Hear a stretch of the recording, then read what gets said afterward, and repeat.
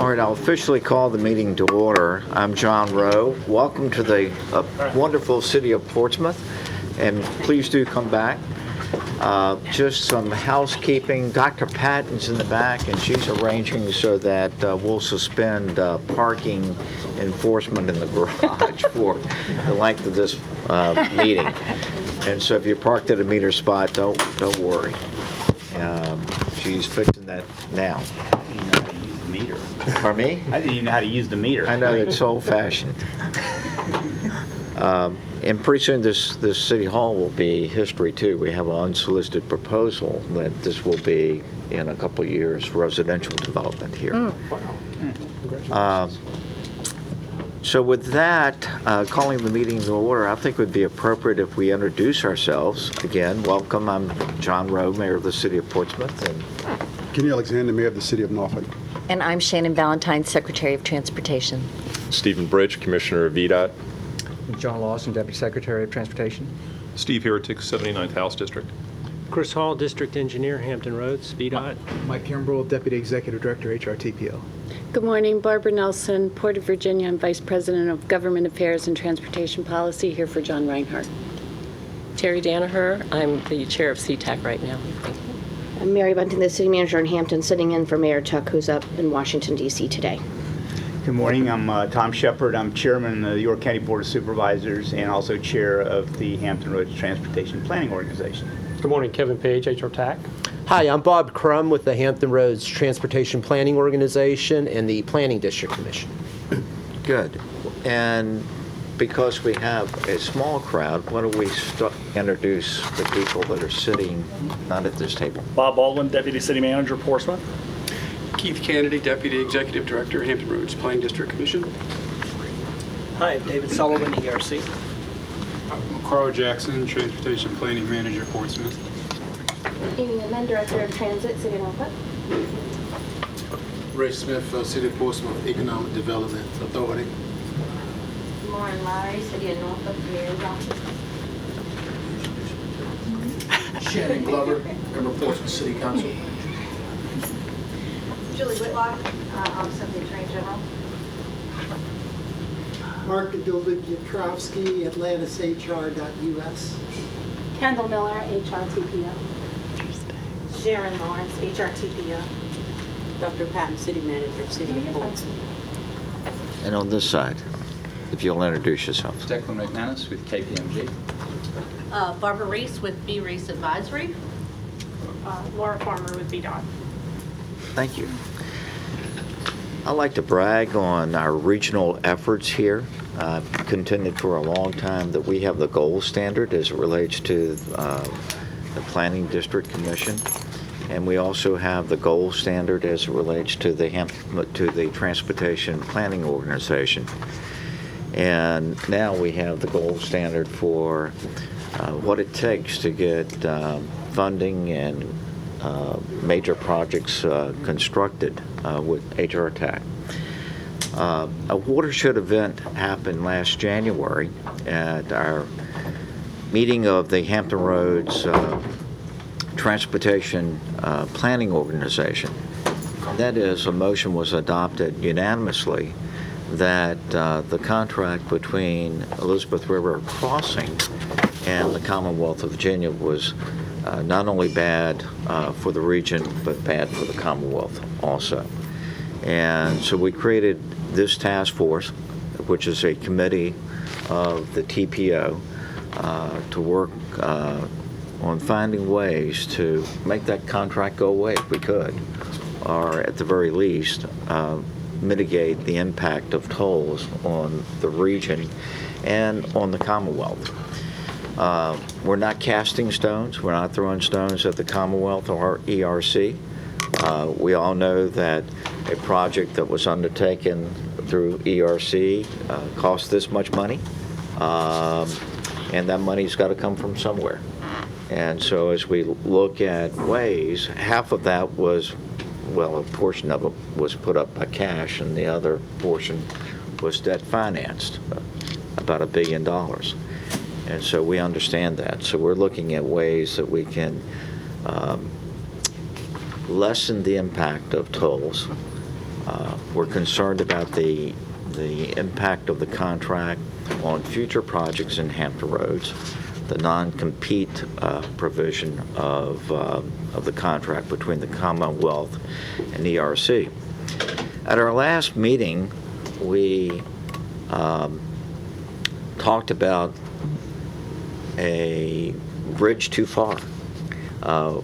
We thought about the possibility of having someone from the Attorney General's office to come here and brief us on the contract, realizing that we're not the AG's office client, and realizing that we knew that that might be a task that we could not accomplish. Our last meeting was back in February. A lot of things have happened since then. We had the General Assembly session and then the veto session. And from the legislative process, we now have the state giving you the direction to look at this contract and its impact on the region and on the state. So I think we've made some major milestones here.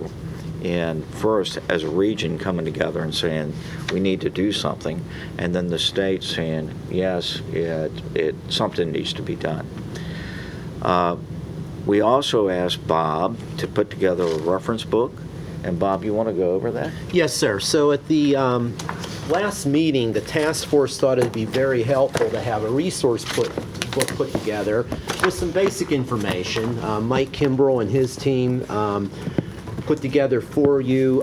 Each task force member has a copy. Of course, on the front and on the back, we're planners, so any good plan starts with a nice map, right? We thought a nice contextual map of the Midtown Tunnel, the Downtown Tunnel, its relationship to other parts of our community would be helpful. If you open the booklet up, the first thing you'll find per your direction is we've gone through, indexed, and tabbed the ERC agreement. So hopefully that will be a good, handy reference guide for you. When you refer to each article on the page, there will be an index of the items within each article of the agreement. That's simply put together for you, hopefully as a quick resource document, and as we continue to work through this process, hopefully it'll be something that you can refer to and will be handy to you. The second item that you asked us to include in your resource document was the Meeks case opinion from the Supreme Court of Virginia, and you will find that. It's a 21-page opinion. We've copied that for the task force members as well. And then in the back, we thought it might be helpful for you to have some note sheets where you can make notes from these meetings. We have some empty pockets for you where you can be inserting presentations from these meetings. Mayor, Mr. Chairman, we see this as a working document that we'll continue to add to as we move forward. So you're asking us to bring this to each of our meetings in the future? Yes, sir. So it serves as a reference document that we can add to. Any questions to Bob about this document? It's beautiful. Can we have wheels so that we can wheel it to our meetings? You may get to that point. If you need additional information, let Bob know. If you have any questions about the document, let Bob know. Yes, Bob has pointed out that we need to approve the minutes of our last meeting, which was February 25th, 2019. With that, let's put it before us. Is there a motion to approve? So moved. Is there a second? Second. Any discussion on the motion? All in favor of the motion, please say aye. Aye. Opposed, nay. Sorry, can I get that second, please? I didn't catch it. Yes, sir. Thank you. And the motion carries. We covered the purpose of the ERC John, task force. Yes. I do have something to say about the purpose, if I may. Okay. Where it says on line 3 for addressing the impact of tolls, I think we should add and of compensation events, because that's a huge part of this. You've mentioned it yourself many, many times during HRTPO meetings, especially in January. Very good point. And that was one of the major points that we talked about when we created this task force. Right. Anybody disagree with that? And we've covered item 4, which brings us to comments by the Secretary. And thank you so much for agreeing to meet with us and coming to Portsmouth. Yes, well, we are very happy to be here. Very early on in taking this position, I've been in it now for about a year and a half. It's hard, I only have 2.5 years left, so there's a lot of work to do in very little time. I will certainly say that the impact of tolls and the contract with the ERC has been an issue I've heard from many, including legislators and citizens.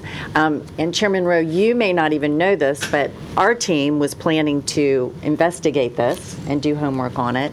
And during the General Assembly session, working with Delegate Heretic, among others, wanting to see if we could formalize that process.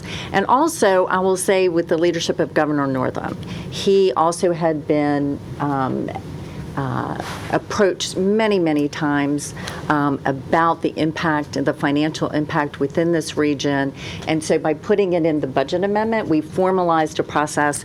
And so I, too, have a mission. My mission is to evaluate potential opportunities to investigate the financial burden or mitigate the financial burden on the commuting public at the downtown and midtown tunnel.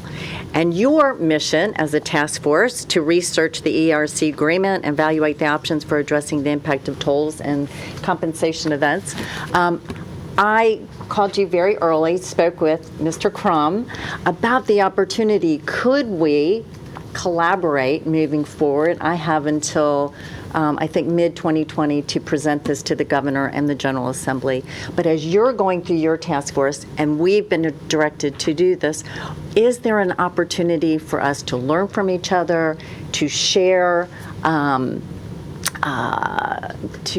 ideas, objectives, so that we could come to common solutions. You know, I had said to Mr. Crum, I could spend a lot of time identifying solutions that you all would not find plausible. So this is really a chance for us to listen, to evaluate paths forward. I'm joined today by Deputy Secretary John Lawson. He's come over from VDOT as CFO. Commissioner Stephen Britch, who's the head of VDOT. And I'm also, and we have Laura Farmer, who is acting CFO over at VDOT as well. And also joined by Barbara Reese, who we have had a very long history, and I know with Mr. Page as well, being in government, working with public-private partnerships, serving in VDOT, first CFO of VDOT. You were Deputy Secretary of Transportation, Deputy Policy Director for Governor Kane. She has been working through this process for a very long time, always representing the public side. And so I had asked Barbara to join us to see if she's to give an overview of the contract from a very objective basis so that we share that understanding. I think that's really, really important. We should all be acting from the same set of facts. And then secondly, I asked Declan McManus to join us from KPMG. He is working with us on the budget amendment, the directive that I have. He's one of the best facilitators that I have worked with in helping us perhaps have a brainstorming session that I would really like to be able to build upon going forward. Really, what are our objectives? What do we hope to accomplish? What does this region see as success? What would that look like? And so I've asked Declan, who has had 19 years of experience working with infrastructure, advising on infrastructure, to join us. And to perhaps if we could use this day as a learning opportunity and just an opportunity to work together. We can. Mr. Chairman, I've got a question to follow the Secretary's comment, and something for Bob, too. In this learning process, obviously, we have the reference material. And I've heard this said several times, that what created this cannot happen again because things were changed. have we captured what is changed that would prevent this from happening? So if we knew what that was, we kind of we know where we, how we got off that, or how we might be able to proceed. I've just heard, all I've heard is occasionally somebody would say, oh yeah, you can't do that anymore. Well, perhaps Barbara Reese could address this more directly during her presentation to us. I will say that this was very early in our P3 experience. And with my time on the Commonwealth Transportation Board since 2014 until now, one of the priorities was to reform our P3 process to make it far more transparent. We now have three. When you look at how a P3, the process, there are three opportunities for the CTB to intervene and to question whether or not this is indeed a public benefit. So the process has been reformed. We have learned many lessons. And I think that has been the major shift. I will also say that as part of this process, when we develop contracts today, we compete in the process. We compete. If you look at I-66 inside the Beltway, as we were putting that process together, we developed our own traffic and revenue. We developed our own analysis to the point where rather than allowing a concessionary to do it, we have chosen to do it because we can do it more efficiently, more effectively. On outside 66, when we did the analysis, it turned out that the concessionaire could do it more cheaply, more efficiently, more effectively. So for inside, we're doing it. Outside, we have a private company doing it. So we've learned how in the process to compete and to deliver, I believe, the best projects for the citizens of Virginia. That is how it has evolved. And I think perhaps, Barbara Reese going through her presentation could be more specific about how this contract was brought together. Well, that was probably a very long-winded answer. No, I mean, you're kind of hitting on what I'm looking for. The things that caught a lot of people by surprise were the lack of awareness, the lack of inclusivity in the decision-making process that you've addressed about these points now. And but is that codified in law, or yes. Is that so that's been captured? So yes. we don't. So it does, from administration to administration, we're not going to be ambushed again by somewhere else in the Commonwealth with a bill. Yes, sir. I'm going to recognize you in a second. Okay. I think it's important to remember two comments that were made in the January meeting. Kenny, if I may try to repeat what you said that he was in the Senate at the time that this came, and it did not go to the Senate or the General Assembly. And Shep Miller said, I was on the Commonwealth Transportation Board, and it did not come to the Commonwealth Transportation Board. And that's been fixed now by law. I was going to say the legislature is now involved at a level that it was completely ignored before, so that's going to make a big difference, I think. There's an advisory P3, excuse me, Mr. Chairman, I'm sorry. There was a P3 advisory group that includes representatives from the House and Senate on it, so having to, throughout that process, actually demonstrate that this is indeed, it continues to be in the public interest. Yeah. If I could just add to that, the reforms that were done, did several things. One is it was the public sector comparator it called for. You actually, as the Secretary said, the state has to compete themselves. We have to determine what it would cost us to build the facility under the terms in which we want it built. And in order to accept a P3 concession, the concession has to provide equal or better value. And then there are the points that the commissioner is required to make statements, and I forget the certifications. The certifications of finding a public interest, which are very public, and we lay out on the front end the terms that we expect the concession or the project to meet. And if in the process those terms change, it has to go back through the process. So it is a much more transparent, much more thorough process in which the P3 type procurement process is now. Thank you. Good discussion. Well, actually, you have brought people who can do what we were we were hoping that the AG's office could do. So let's go ahead and start with the overview. So Barbara Reese. Please sit at the table. Sit beside Yeah. Chris Yes, and absolutely, Barb. Mr. Crum, I brought you a memory stick of the presentation. in case you want Fantastic. it in the future. Mr. Chairman, would it be okay if Declan McManus also joined us at the table as Absolutely. well? Thank you. Is this loaded up on the? It can be if you want it, but I think you have a hard copy. It's got a Well, VDOT okay, we'll go to the hard presentation copy. on the front. I'm Barbara Reese. Many of you I know from many years in state government. Just to add a little bit to what Secretary Valentine said, I actually started my career in state government at JLARC, where I worked for 5 years, so I sort of have that audit perspective always in my work, and many of these people would tell you that. I also worked for the Senate Finance Committee back in the 1999 through 2003 time period, so I've been both on the legislative and executive branch side. And since I retired from state government, as Secretary Valentine mentioned, I only work with public sector agencies, whether it be P3s or complex procurements, whatever the area issues may be. And I've done that in Maryland, Virginia, North Carolina, Georgia, Minnesota, and several other states. So I bring a perspective that's not just limited. I did not work on the ERC agreement. I had left. By then I was in the governor's office. So I read it over the last few weeks as an objective person reading it. So I have no bias one way or the other about the agreement. I understand what it says. So that's what I'm here to do, is explain what it says.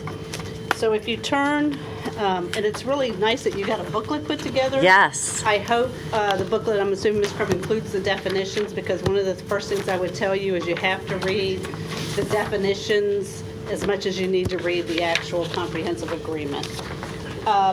So really starting on page 5 of the handout,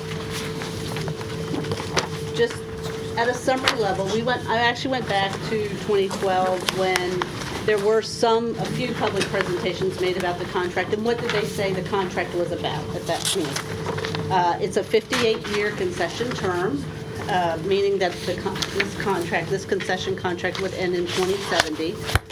To be honest, that's not an unusual length. There are others that are much longer.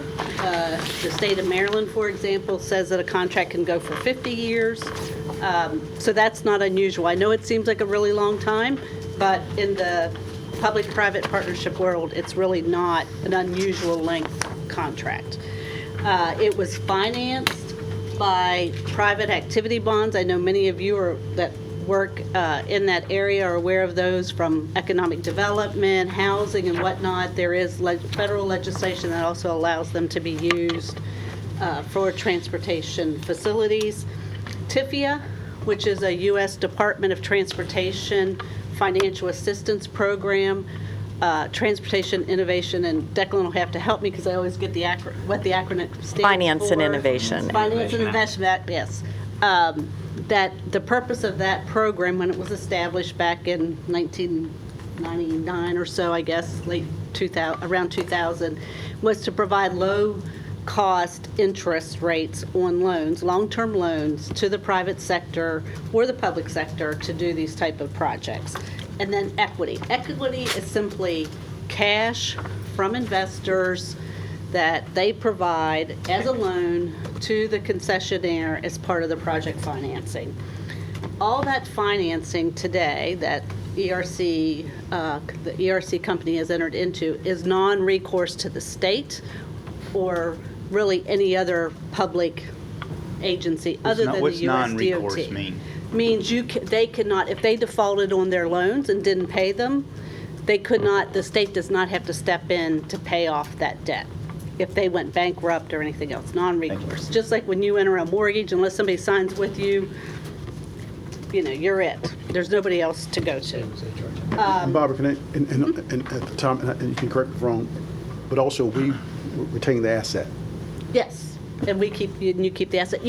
This Commonwealth of Virginia owns the asset today. They have, what the contract does is provide ERC a permit to operate it and collect tolls. And in exchange for meeting all the obligations that they're undertaking, which I'm going to talk about within the contract. So but the asset is still owned by the Commonwealth. If you looked at the financial statements for the Department of Transportation, Virginia Department of Transportation, that asset is accounted for as part of their financial statements. If something would happen, it doesn't perform well, there's maybe concerns with their performance or the asset condition, whatever, there's no guarantee that either ERC or its equity investors would ever get repaid the money they invested in the project. So that's another important thing. Unlike local governments and HRTPO in the Commonwealth of Virginia, if something goes wrong with an asset, you have to fix it, and you'll just have to keep investing money. They may have to invest money, but they would never get the money back. So they're in sort of the same position as you are in terms of future costs that they may incur. Toll escalation, which I know is a big deal, and we'll talk about that in a minute, is limited to the greater of 3.5% or CPI, whichever. So there is a cap on tolling, and that's how for this project, for this type of variable tolling.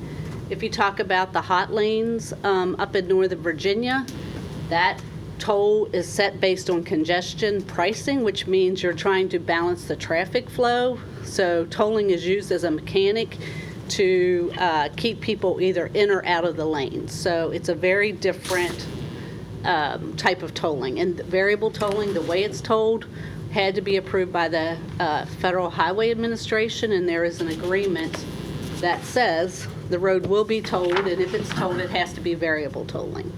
So that agreement is still in place today. That agreement is between USDOT and VDOT. And again, that's for Northern Virginia that you're talking about. No, there. this agreement, Here. there is Yes. for this project, there is a variable tolling agreement, meaning in some way those tolls have to vary within a 24-hour period in order for the FHWA even to allow the project to be built. And that was under the value pricing It's called program. value pricing is what it was at the time. And you meet that requirement by having the peak and off-peak. That's correct. That's how they've done it. And there are other facilities around the United States that may change, that variable may be every hour, not, a fairly longer period of time on this project. VDOT always has the right to suspend tolls. If there's an emergency, an incident, or whatnot, they do not have to compensate the ERC for that to happen, as long as it's done in any other toll facility in this area, but they always have that right to suspend.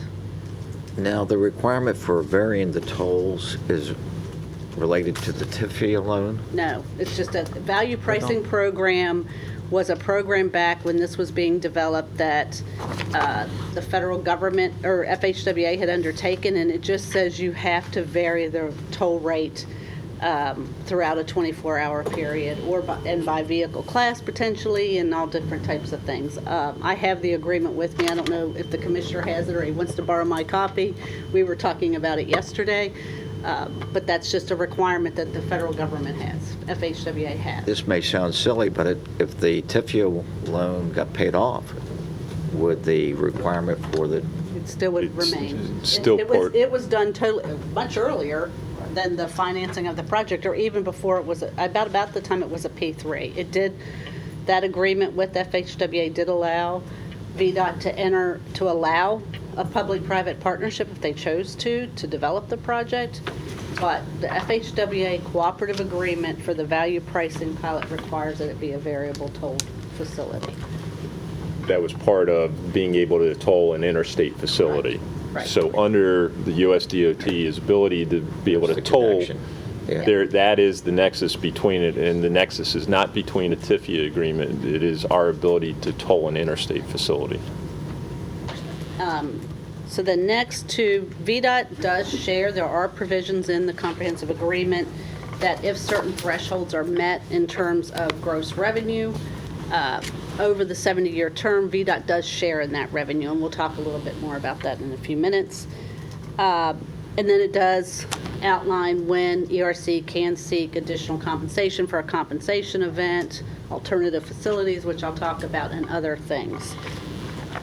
So on page 6, and this is probably duplicative of what Mr. Crum put together, this was just sort of to highlight each of the articles in the comprehensive agreement, and they do sort of combine together, cover subjects. So like, for example, if you look at Articles 1 through 4, those speak to the granting of the permit between VDOT and ERC, and then the term of the comprehensive agreement. Articles 5 and 6 really outline the tolling parameters, how the revenue can be distributed, value pricing requirements, which we just talked about, the federal, that they have to comply with the value pricing requirements, and then the base case financial model. So you'll see as you go through, I just tried to group them in a way, if you were looking for a quick reference, hey, I want to look at this, they do somewhat come together that way. So on page 7, I know this is an area you're interested in, which is compensation events. So if you read section 1401 of the comprehensive agreement, there's a variety of events that are defined as compensation event. If you look in the definitions, which are in Exhibit A, there are 15 things listed that could be compensation events. Lots of those finished when the construction was complete. So, but there are some that still exist, which include the construction or expansion of an alternative facility, which I'll go over in a minute. Department changes or a department project enhancement, meaning if the department wanted something built that, for example, an additional lane on the facility or whatever, the department has to pay for that, and they have to compensate ERC for either the cost of undertaking that work, if they say ERC you're directed to do that, whatever it may be. Discriminatory change in law. So, for example, if the General Assembly in its wisdom decided to say this could no longer be, ERC could no longer operate the Midtown and Downtown Tunnel. That's a discriminatory change in law because it's directed just at that facility or that concessionaire. If they change the law generally about the PPTA, like the things you were talking about earlier, where they created the legislative oversight group or whatnot, that is not a discriminatory change in law. Injunctions or legal proceedings can be a compensation event. And then if the department chose to exercise any of its reserved rights, which is one of the articles in the comprehensive agreement.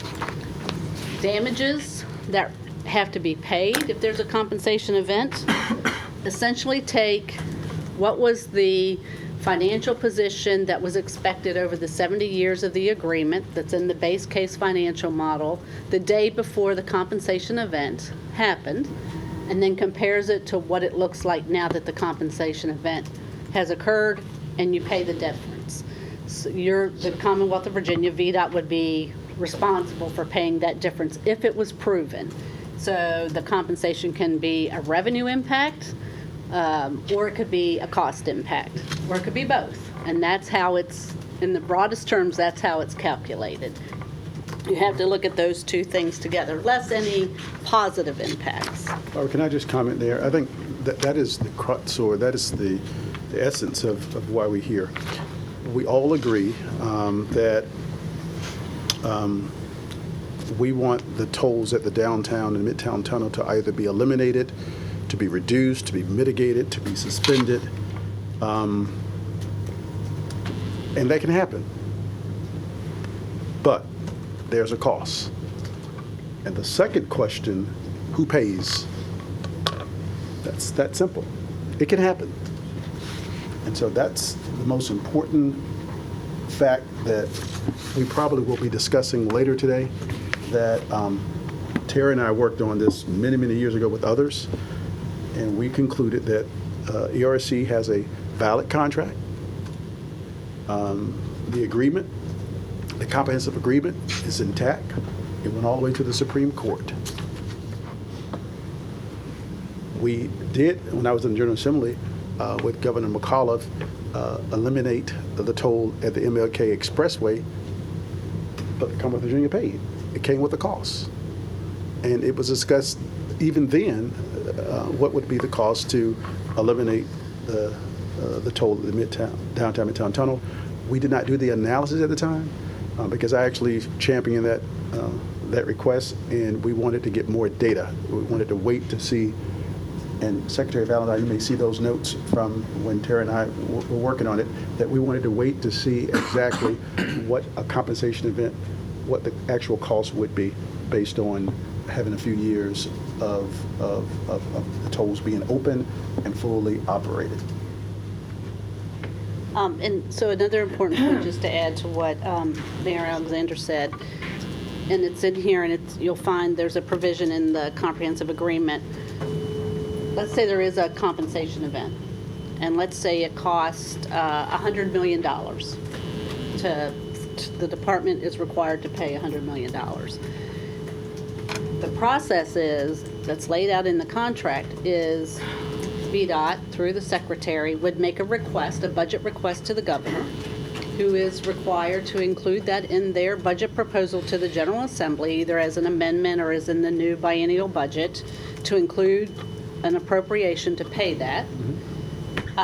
The money has to come from somewhere, and then it goes through the legislative process for approval. So it's not simply, depending on the size of the compensation event, it's not necessarily just the CFO, Laura, could sit there and say, oh, sure, we can write a check, here's the budget that can pay for that. So that is an important thing to remember as we work through. On page 8, the alternative facilities provision that's in the contract, and where you find the actual language on what is an alternative facility is in the definitions of the agreement. But sections 1205 and 1401 basically say that the concessionaire, as Mayor Alexander has said, has the full right to seek financial damages resulting from improvements to certain alternative facilities as a compensation event. No other transportation improvements outside of those, outside the right-of-way or these facilities is considered a compensation event.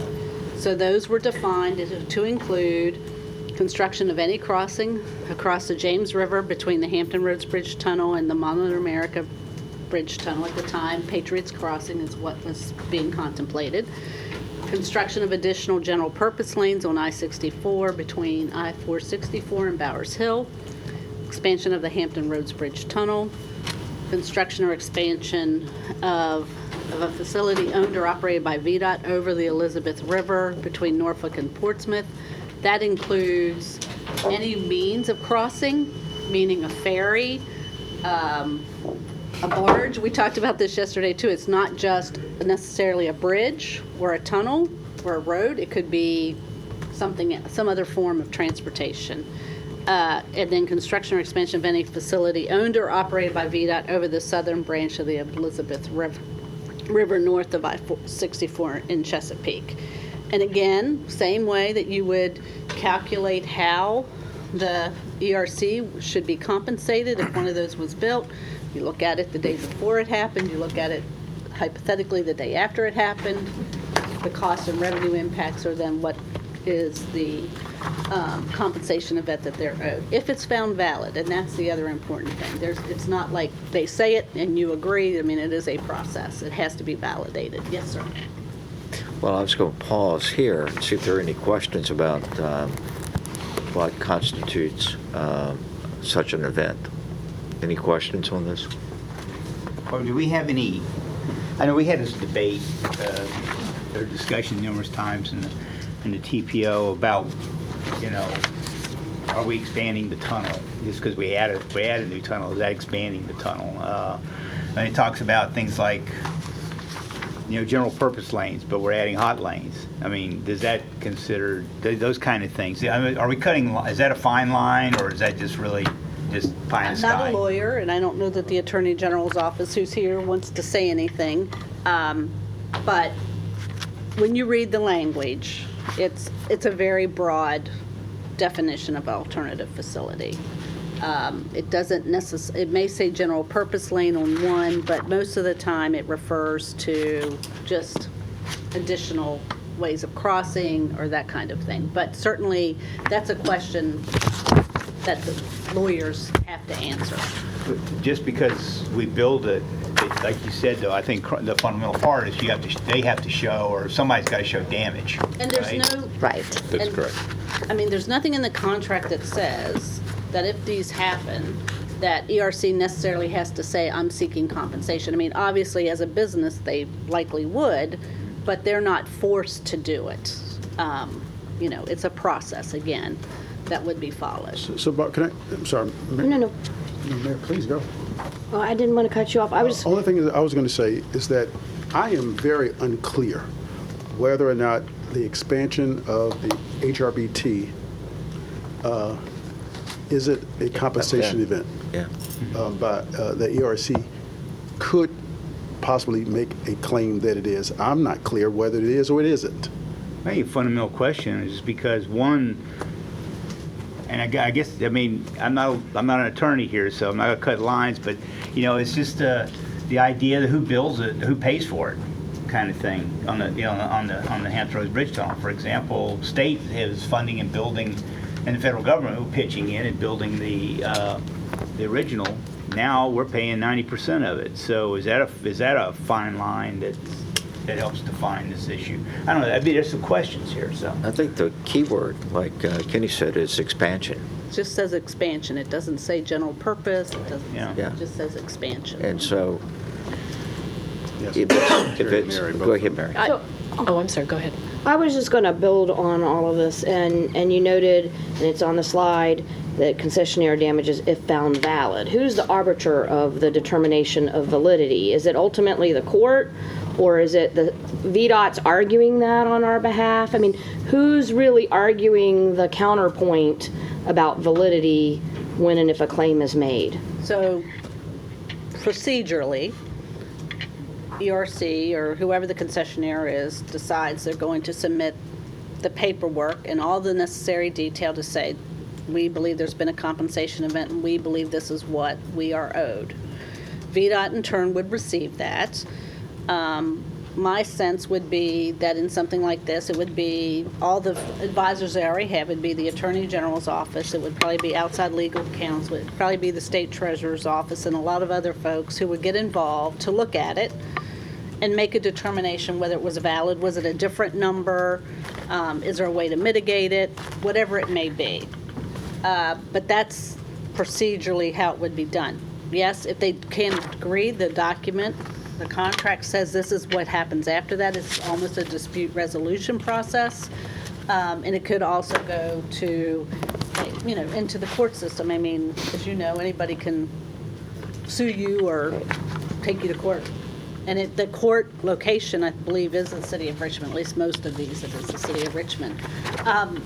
On termination, if the department chose, and we were going to talk about this next, termination for convenience is what it's called. If VDOT just said, I no longer want to be in this concession agreement with ERC, if it's called termination for convenience, then there is an independent appraiser who is schooled in doing valuations of concessions and the life cycle of that concession that has to be called in to do that. There are very few of those internationally, but that's what has to happen. I mean, it really does go to a third party that both VDOT and the concessionaire have to agree to determine what is the project's value.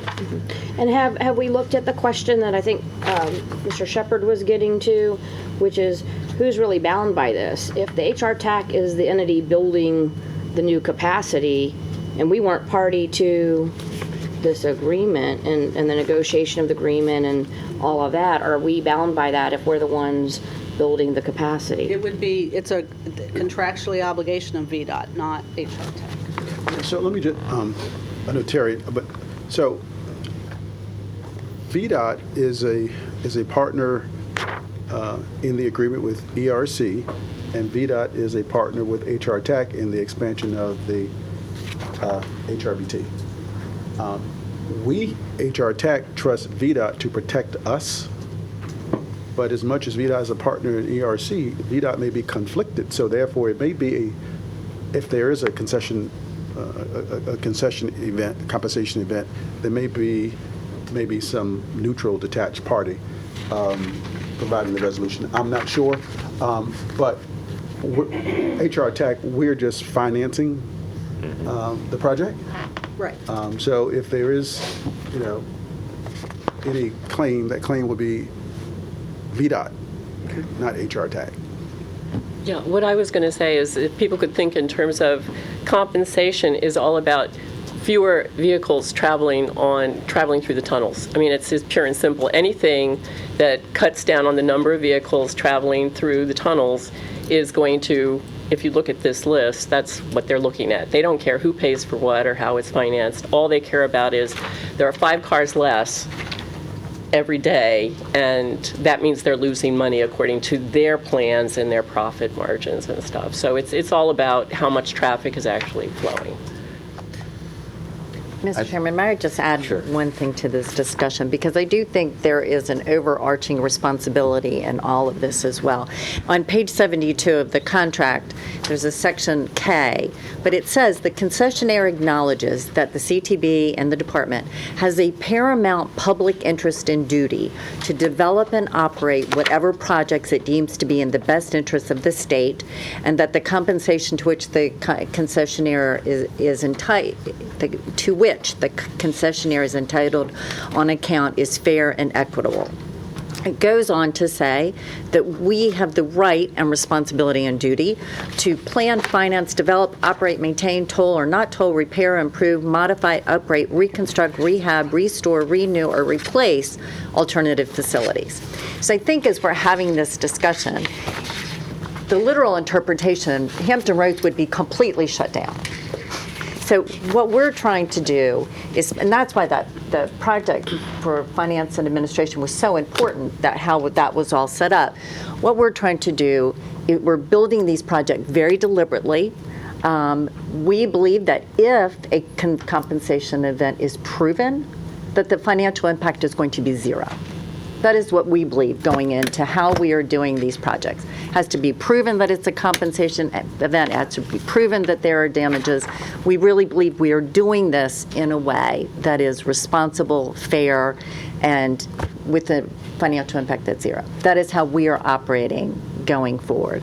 And so that is how we see our responsibility. Otherwise, we are not serving the people who live in this region. So I think we need to go into this with our eyes wide open. We're inheriting a contract, but we all know what we need to do to unlock this region. So I think we go through it, we know what we're facing, and want to be as clear-minded about it as we can be. And the other thing I would say... Picking up on that, though, I think it's important, one of the concerns that we expressed in January was that, yes, we inherited this contract, but we don't want to develop a mindset that anything new has got to be told in order to keep it from being a compensation event. We don't want to be in that particular situation. Is there any comfort that you can give us? So it would not matter for any future project whether you told it or not, whether it would, I mean, of this list, if it was told or non-told, doesn't have an influence on whether or not ERC can seek compensation because it's been improved upon or built. That's a separate issue. But I would say about the alternative facilities provision, in all the states and all the local governments that I've worked with, there's always some type of alternative facility provision in the document, no matter if it's a revenue risk project for the private sector moving forward. It's not even necessarily that the private sector doesn't want to be a good partner in terms of, just as Secretary Valentine just read in this paragraph K on page 72, it's that they're selling debt to debt holders, to bondholders who want to be assured that they are going to be repaid. And if they have discomfort that, well, hey, wait a minute, if they build this, what does it do to my guarantee that I'm going to get repaid? They can force those issues. And one of the things I didn't say up front, which I should have, the financing documents that are associated with these contracts have almost as much importance as the concession agreement. We're actually going to head into that. And that's just the reality. And I'll give you a really good example. So Maryland, I was the P3 procurement lead for their Purple Line light rail that will run from Bethesda to New Carrollton around the Beltway. It's a P3, very long term, 50 years, and it's being built as what they call an availability payment, which means that the state is on the hook for all the financing of that project. And it's, with an annual payment owed to the concessionaire if they perform to a certain level. That contract still has alternative facility provisions in it, meaning that if the state decides to add something else, and I don't remember each individual project, that concessionaire can get additional compensation for that. So these are not unusual. I'm not going to say that the breadth of it isn't unusual, but these are routine provisions in P3 agreements, simply because of trying to finance the agreement. Mayor, if I may, Ms. Reese, could you, you said something that really caught my attention about doesn't matter if it's tolled or non-tolled related to the compensation event. For the alternative facility. For the alternative facilities. Any background on the distinction between the second and third bullet point in the alternative facilities provision? In the definitions? Well, Or just what's on the sheet? On the sheet, if I may. So clearly the first, which is high-rise bridge, construction of additional general purpose lanes on I-64 between 464 and Bowers Hill was specific to general purpose lane. But then on, Mayor, to your point in question, on HRBT, it simply says expansion, which suggests that any expansion. Can you give any background on? Well, I wasn't here for this agreement and when it was negotiated, so I don't know. My guess would be that if you went back and looked at the MPO's plan for future projects, the 20 or 30 or 40-year plan you may have had in place, there may have been words written similar to this for these different projects that they may have picked up on, or I don't know. I don't know why those specific words are here. Kevin? Yeah. The high-rise bridge had specific set-out clauses because in order to toll all facilities of 264, you had to have an alternate free route. Otherwise, you ran into a social justice issue. So therefore, there had to be a set in the court proceedings, which validated, obviously, the ERC agreement and ultimately ended up being Meeks, led specifically to the fact that a motoring public that chose not to be tolled had an alternate route that was reasonable, and that's where high-rise bridge came into play. So therefore, in order for us to expand high-rise bridge, there was a freeze frame of general purpose lanes, and that's where the compensation event occurs. Any additional lanes had to be tolled on high-rise bridge, but there would always be a general purpose open lane set equivalent to that of the date of the agreement.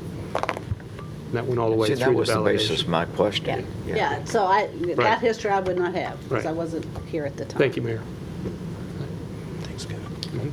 So on page 9, and I actually have torn mine apart because I think it's easier. On 9 and 11 are two things I wanted to, so termination, and I was asked, there's different categories of termination within the contract.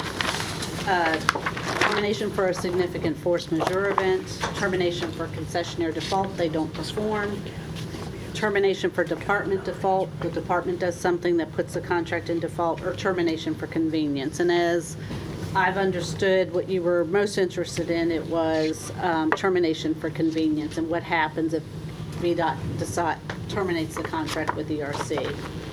They can do that at any time.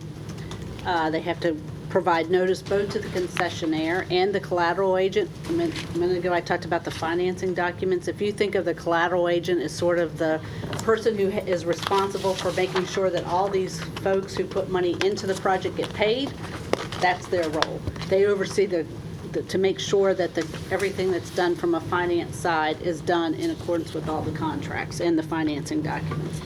So VDOT has to provide notice to both of them, and it can take effect for less than before 90 days out from that notice. And there's a calculation of a department convenience termination amount, which is subject to General Assembly appropriation and CTV allocation. So again, as I mentioned earlier, let's say, and I'm going to use an example of what that would be. The convenience amount is either the outstanding concessionaire debt, or it's the greater of either concessionaire debt or the project value as determined, as was asked earlier, by this independent third-party appraiser, which looks at what's the fair market value of future distributions to the ERC and the fair market value of the concessionaire debt, and then any other damages. Which, Steve? I was going to say, is that reduced to present value, or is that over the lifespan of the project? It's fair market value, it's for the entire contract term that's remaining, so it typically, yes, it is present valued back, and you make a payment. So, the money you're owed 70 years from now obviously has much less value today than it will then. But if you look on page 11, this is the project financing that was part of, on the left-hand side is what were the sources of funding when the project financially closed. So when all the bonds were sold and the project was getting ready to start design and construction, you can see the first amount, which I have in italics, is VDOT public funds, $308.6 million. So outstanding concessionaire debt are the next two items, senior debt, PABs, and TIFIA loan. So that's about $1.1 billion. Those two numbers, if you add them together. So that today is outstanding concessionaire debt.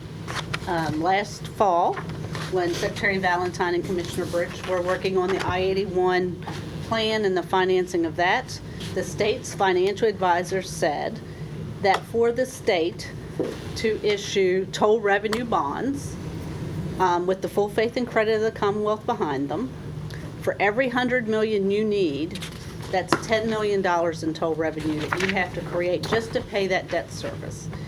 Now, of course, on a toll road, you also have to pay operation and maintenance costs before you pay debt. So $10 million for each 100. So if you're at $1.1 billion, you're talking about just to pay back debt on the road would need to somehow generate, if there was a debt issue to pay it off, $110 million a year for that debt, to pay that debt off. Today, if you look at ERC's financials for the last fiscal year, they earned about $80 million in toll revenue. Collected. So That's gross revenue. Mm-hmm. So if there was an action, and it was just concessionaire debt that all you had to worry about was $1.1 billion, and you wanted the state, and the Secretary's recommendation was the state, there's a 9C debt authorization that the General Assembly has to approve that says it still has to be a toll road because you have this cooperative agreement with the feds that say it's going to be a toll facility, a variably tolled facility, and the state's going to issue debt with the full faith and credit of the Commonwealth behind it. You would have to be generating $110 million in revenue somewhere to pay that debt. Do we know what the debt service is on the private activity bonds? The private activity bonds today? Annual? I know what it was when they financially closed, so yes. So today it's about $37 million a year, and then you have the TIFIA loan, which is also a debt instrument on top of that. And how much is that loan? When it's being fully paid back, that TIFIA debt, the other value of TIFIA besides the low interest rate is that they can delay that payment for a very long time to when they actually start paying it back. When they're fully paying it back, it's about $10 million a year or so. Have they started paying it back yet? They're paying interest on the loan. They'll make their first debt service principal payment, loan repayment in 2021. Am I understanding this correctly? They got $80 million in gross toll revenue and paying $47 million in debt service? Yeah. But we're going to go through flow of funds in a minute so you can see where it all else has to go to. She's going to run the waterfall. Yeah, just a important point here, as you talked about the 110, it would take, the 110 is rough order numbers related to a conventional Right. muni bond sale where you have level debt service. Sure. What this financing has, is very sculpted. The TIFIA allows for deferred payment. Your PABs can be backloaded. So it is very sculpted to where your debt service rises over time along with the expected rising of the revenues. So that's how they're falling under what they actually are earning, collecting today. So today, I said PABs were 37 million. 10 years from now, that number goes up to 56 million. That's how sculpted it is. It's not like the state always does level debt Yeah, it's not. service. This does not. The idea being that as revenues grow and use grows, you have more debt service. How's that curve look? And payment. does it peak in the middle of the 58 years or No, what? it's more toward the end. It's all back Very loaded. close to the end. Mr. Chairman, may I ask a question? You may. Do the PABs have a 10-year call on them? I think the first time they can call it's 2026, so it's about a 10-year About a 10-year call then. 5-10-year call. I did read it, Kevin, a couple days ago, but I don't Plus or remember. minus? Yeah, It's 10, not 12. No, it's not a 12-year call, it's 10. I don't think. That would be very unusual.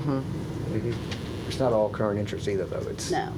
You've got some cabs in there that are. No, and the reason why I said I think 12 it's 5-year because callable in the calves. I heard that from a previous administration. That's 12? Yes, but that's okay. If it's 10. You can validate. We could validate it. That would be an unusual number. It's usually 5-10. Sure. So project financing, so on the left, this is how when Sure, the I get you. project financially closed construction, I'm sorry. Yeah. Yeah, I just want to make sure that they get back to you on that. I don't need Yes. to. Yeah. Find out today. John, All right. that was the Already on. 2.1 billion to construct the project. And then there were a whole series of amendments, including the one Mayor Alexander mentioned about the no tolls on the MLK extension. And you can see what additional amount of money the Commonwealth has put to the project to mitigate the impact of tolls. So in total. Even delaying the implementation Right. of the tolls. Yeah. Right, so that's about $582 million in CTB funding that's already been used to help mitigate tolls since the project went into agreement. Is it safe to say that the Commonwealth put more equity into it than the Private. developer? Yes. Yeah. That was a trick question. Then the concession. Yeah. But at the time, they were about even at financial close, but then as there were requests to mitigate the toll impacts and the decision was made to do so, you can see that list on the right-hand side of page 11. Those have costs. They're compensation events essentially, and that's was the cost that was negotiated to be paid. So the next section, which begins on slide 13, this is the flow of funds. Sorry. The waterfall, so to speak, and I'm sure Kevin talks about flow of funds and waterfalls all the time. So in the financing documents for this project, and this flow of funds is very similar to every project, most projects, you can see the first thing that has to be paid out of the gross revenue tolls are all the operating Thanks for being here. O&M expenses. Can I interrupt? Mayor Alexander's got to go to another meeting at 12, and so his assistant's going to come Yeah, up. Amy Edmonds going to come up. Oh, Amy, yeah. Yeah, oh, you know. Yes. She's smarter than I am. I don't know about that. And we I've do known have... Amy for a long time too, sir. And we do have lunch. Let's see, you want to continue to work over lunch? Get your lunch and come sit back, I guess. Want to take a break and get lunch and bring it back to the Yes. table? Let's do that. Can we pause it right here? We are back in session. Okay, I'm going to pick up on page 13, which is the waterfall flow of funds in the contract and in the financing documents in particular. So the first thing are fees, administrative costs, expenses, and amounts owed to VDOT. So fees and administrative costs are things like, they have to pay the collateral agent to be the administrator of the financing documents, so those are what is meant by fees and admin costs. Or pay the rating agencies to do a new updated rating and that kind of thing. As you go through these, do you know the current annual expense for these? No, I do not. The second item they have to pay for out of the flow of funds is their operations and maintenance cost and major maintenance expenditures. And I'll talk a little bit about those in a few slides. Then payments to the rebate fund, which is just a part of the debt service. So then you see a whole series of debt service buckets, so to speak, that have to be paid. A debt service reserve account shortfall fund, which is very common. It continues on to page 14, which is then the major maintenance reserve account shortfall. Every year, there is a rolling 5-year major maintenance plan.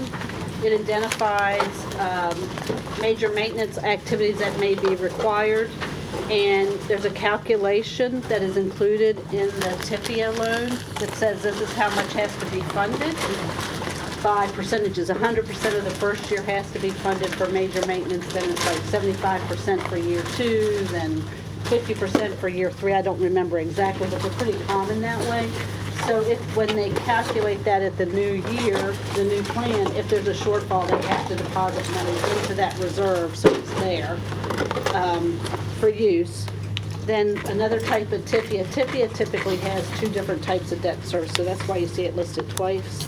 And then I wanted to point out that the 10-year toll relief program that ERC currently funds at $500,000 a year, amendment number 5 and 6 to the comprehensive agreement that we talked about a few minutes ago actually requires that relief program be funded prior to any discretionary capital expenditures, any money going into what's called the equity lockup account, any revenue sharing with VDOT, or any distributions to ERC, the operating company, or to their equity providers. So before their equity members will get paid, the toll relief program has to be paid for. So that's the flow of funds within the financing documents.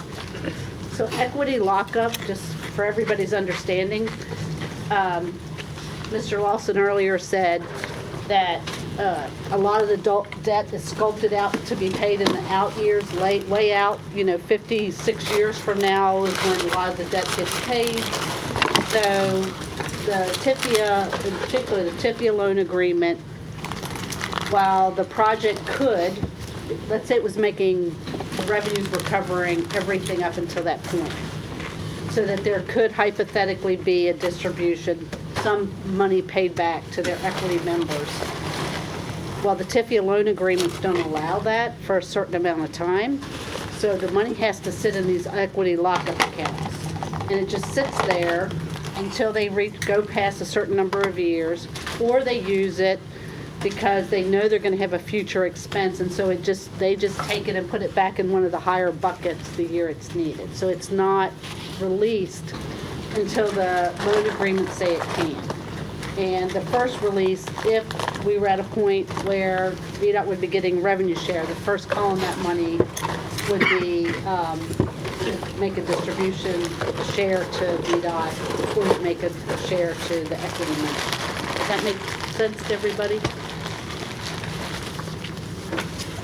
This is on top of their guaranteed rate of return, though, right? And that's where there is no guaranteed rate of return. There's a limit on what they can make as a return. And then that's when the revenue sharing happens. They get nothing back. This is the only thing ideally at the end of the day they would get paid is what the money, the $232 million or $272 million that the equity members put into the agreement in the first place. So what's the 13.5% represent? Just a coupon number or what? It is, it's the base case financial model. So over that, at the end of 58 years, at the end of the term, hypothetically, when you got to that point, they would have earned, because they were at risk for many of those first years, that at that point, they would have been repaid their loan amount plus 13%. If the revenue shows. If the revenue shows up. And if the expenses are what you think they're going to be, there's no unexpected major maintenance that they have to pay for, those kind of things. It's all that risk that happens in those other years earlier. So the 13 and a half, or whatever your figure was, happens the last year of the contract, if at all. So, Mr. Chairman, so is there a downside to the equity investors here? I They're mean, at risk. it hardly sounds like there's a risk. Well, there, If the revenue doesn't show up. Yeah, if the revenue doesn't materialize, if expenses are more than you anticipate, it costs you more to do operations and maintenance than you expected. I mean, there's any number of things that could happen related to just operating and maintaining the facility. In certain things, other than termination for convenience, they don't get repaid. You know, if there's default, if they don't perform, there's no payback of equity. They've lost that money. That investment doesn't get repaid. That's the risk they're taking. So yes, there's a high rate of return that they would achieve potentially if everything was perfect, it was generating revenue, expenses were being paid, you know, everything was going as you think in the financial model that you submitted back at financial close. But What there's I'm no looking for is a guarantee. point, I mean, normally a high rate of return represents a high risk, okay? But dealing with the revenue from tolling doesn't seem to be such a risk. I mean, basically what I've heard, I mean, is tolling, you're gonna get tolling.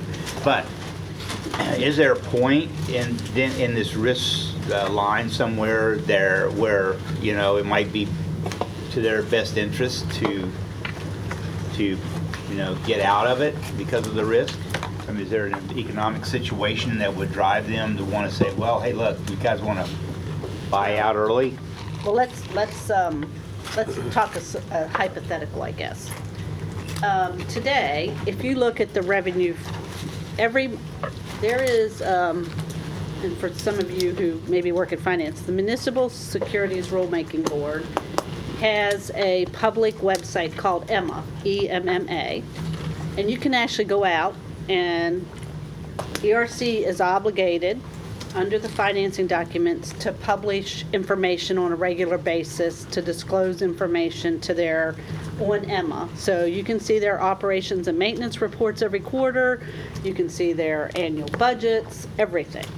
So today, if you looked at like last fiscal year, the revenue they expected to make is not what they made. They were less than what they had anticipated they would make. So let's say that continued to happen. O&M expenses are through the roof. Then they would likely be heading toward bankruptcy.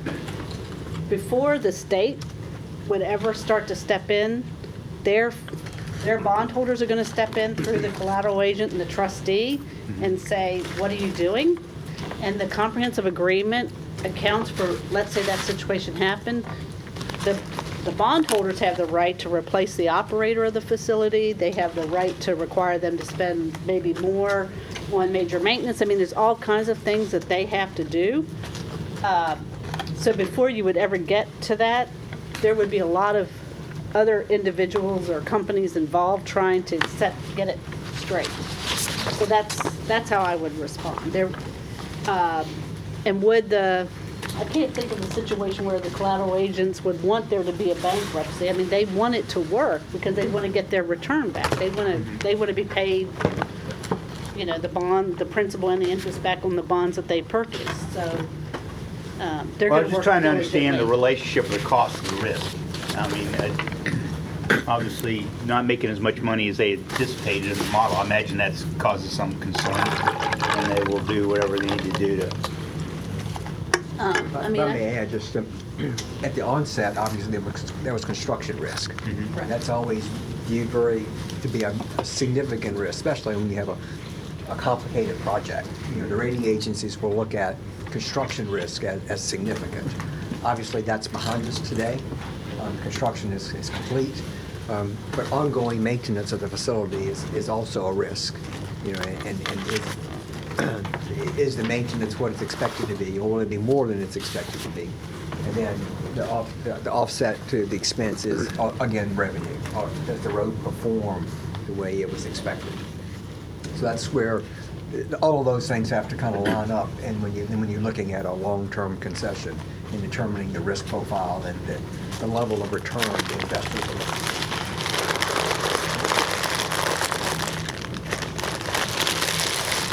So it's sort of a great way to go into the next section, which is about what their responsibilities are in the operating period. So the Barbara, facility- can I just interrupt before we leave the last section? When you were talking about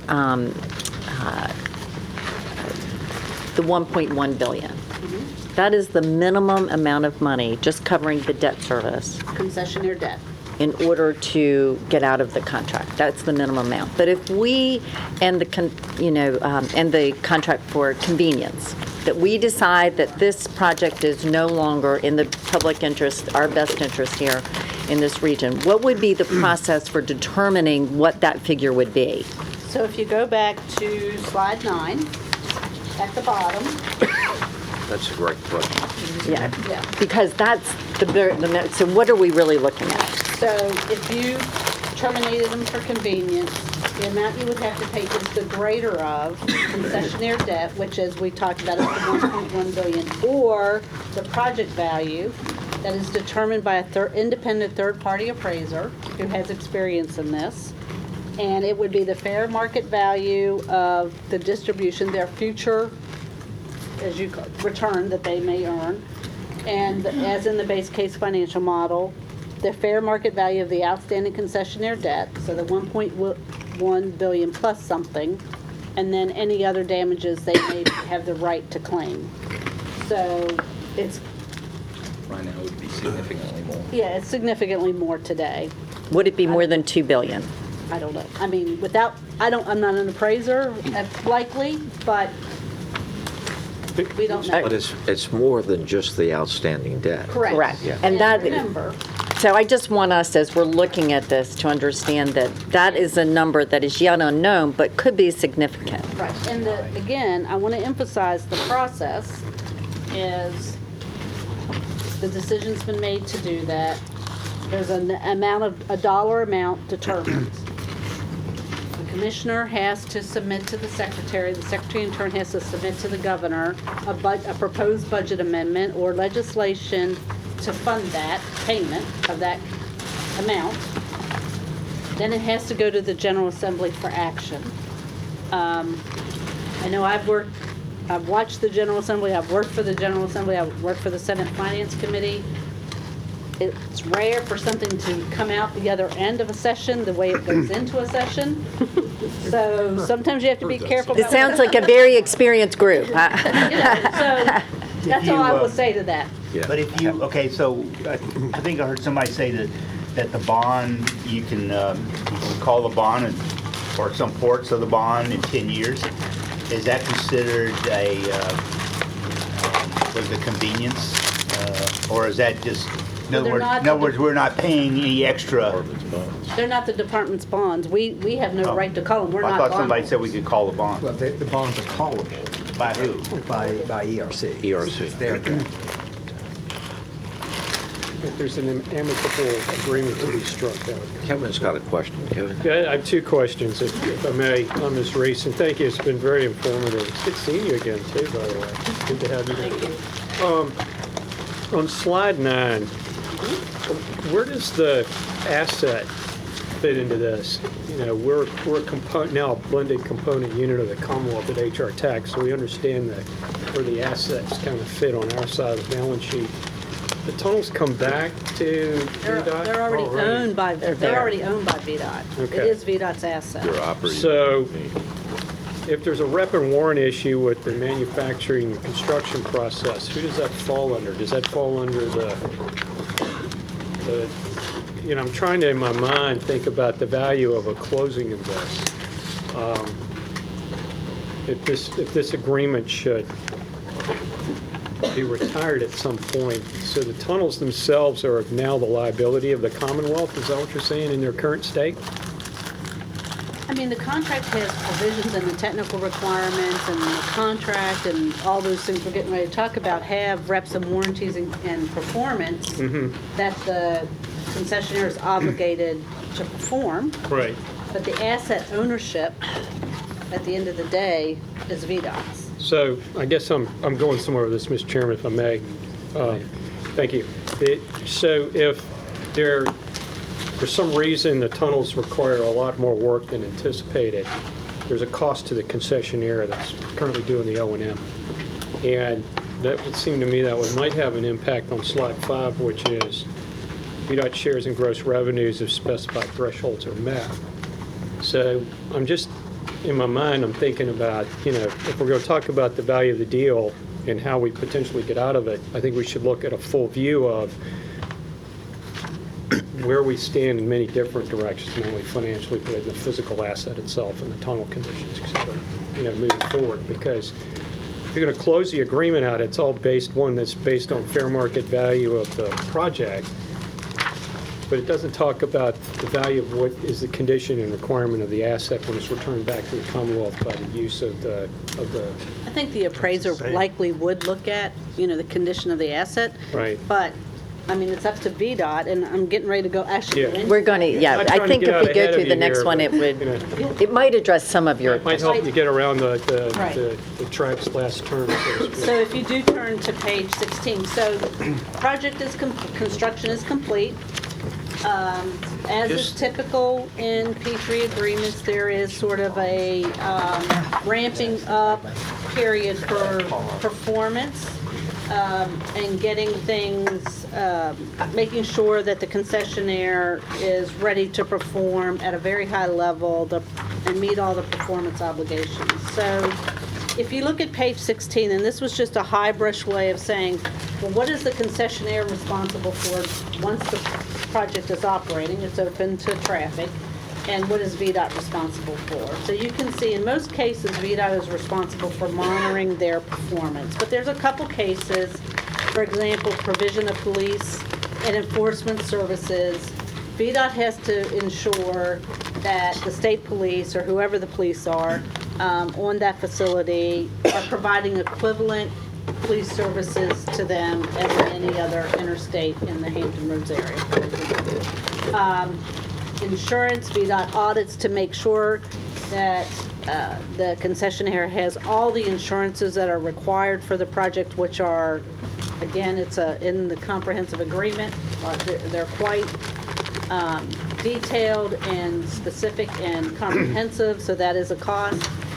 There are DBE and SWAM goals within this contract that the concessionaire has to meet, which they are meeting, and VDOT audits to make sure that, what they say they're doing is actually what they are doing in that area. So those are sort of the broad areas.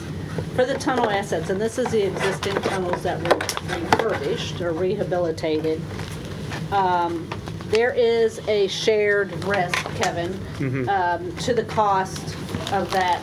They did rehabilitate them based on what the department required them to do in the technical provisions. They have to perform certain work, major maintenance work, based on an approved plan that was put in place on what was called the existing project assets. And they have to spend $4.5 million every 5 years for certain structural repairs to joints, tunnel linings, et cetera, at the existing Midtown and Downtown Tunnel. If there's additional cost to that major maintenance work, VDOT is responsible for paying it. So when you go back to that flow of funds. Say that again. If there's additional cost, VDOT has to. For the existing assets that were turned over to them, they did some repair work, but they're, Mr. Chairman, they're the old tunnels. The existing tunnel, not the new tunnel. Thank you.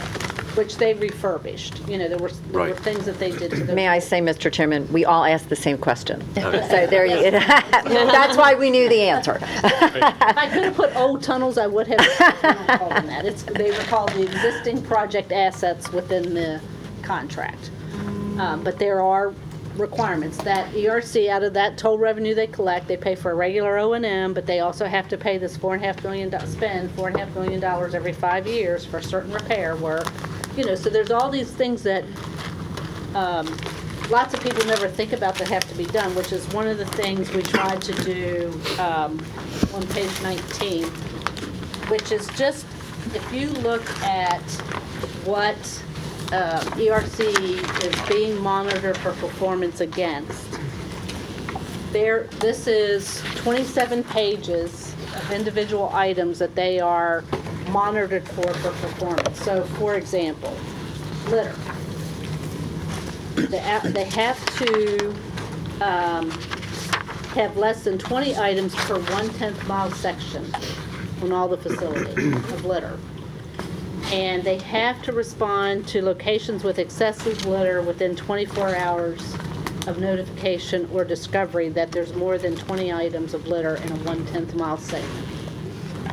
And I mean, it's all kinds of different detailed performance requirements that they have. So this is certainly not throwing stones at any city down here or the commissioner, but I know when I drive a roadway, there may be lots of 1/10 mile segments that may have more than 20 pieces of litter on them, and where the commissioner and the district engineer have to decide, well, am I going to assign my O&M resources to go pick up that litter? He has a judgment call he can make. Commissioner can make a judgment call. They don't. They have to live to that contractual requirement. So if you ever want to have great bedtime reading, looking at what their 27 pages of detailed requirements are is pretty eye-opening, because one of the things you expect from a concessionaire is they maintain the facility at a much higher level consistently, no matter what it costs, than what you may be able to do yourself in times of budgetary constraint. So that's something to remember. So if you look at page 19, you'll see there's all these different areas, and these aren't all of them, but it's some things you think about. Signs and lighting, are the bulbs lit correctly in the overhead lighting? But I don't know that I necessarily think about the landscaping. Is it alive? Are the flowers blooming? I mean, but that's things that they are responsible for and have to meet performance obligations for. So that is an important thing for us to always remember. So then the contract has certain of those items that there is what's called the performance non-compliance process. And Article 11 outlines that process. And so at the time the contract was being negotiated and signed, there were certain of those 27 pages of items that were identified as being the most important to the department and the public that would be monitored and could be assessed what are called non-compliance points if they did not perform to the contract.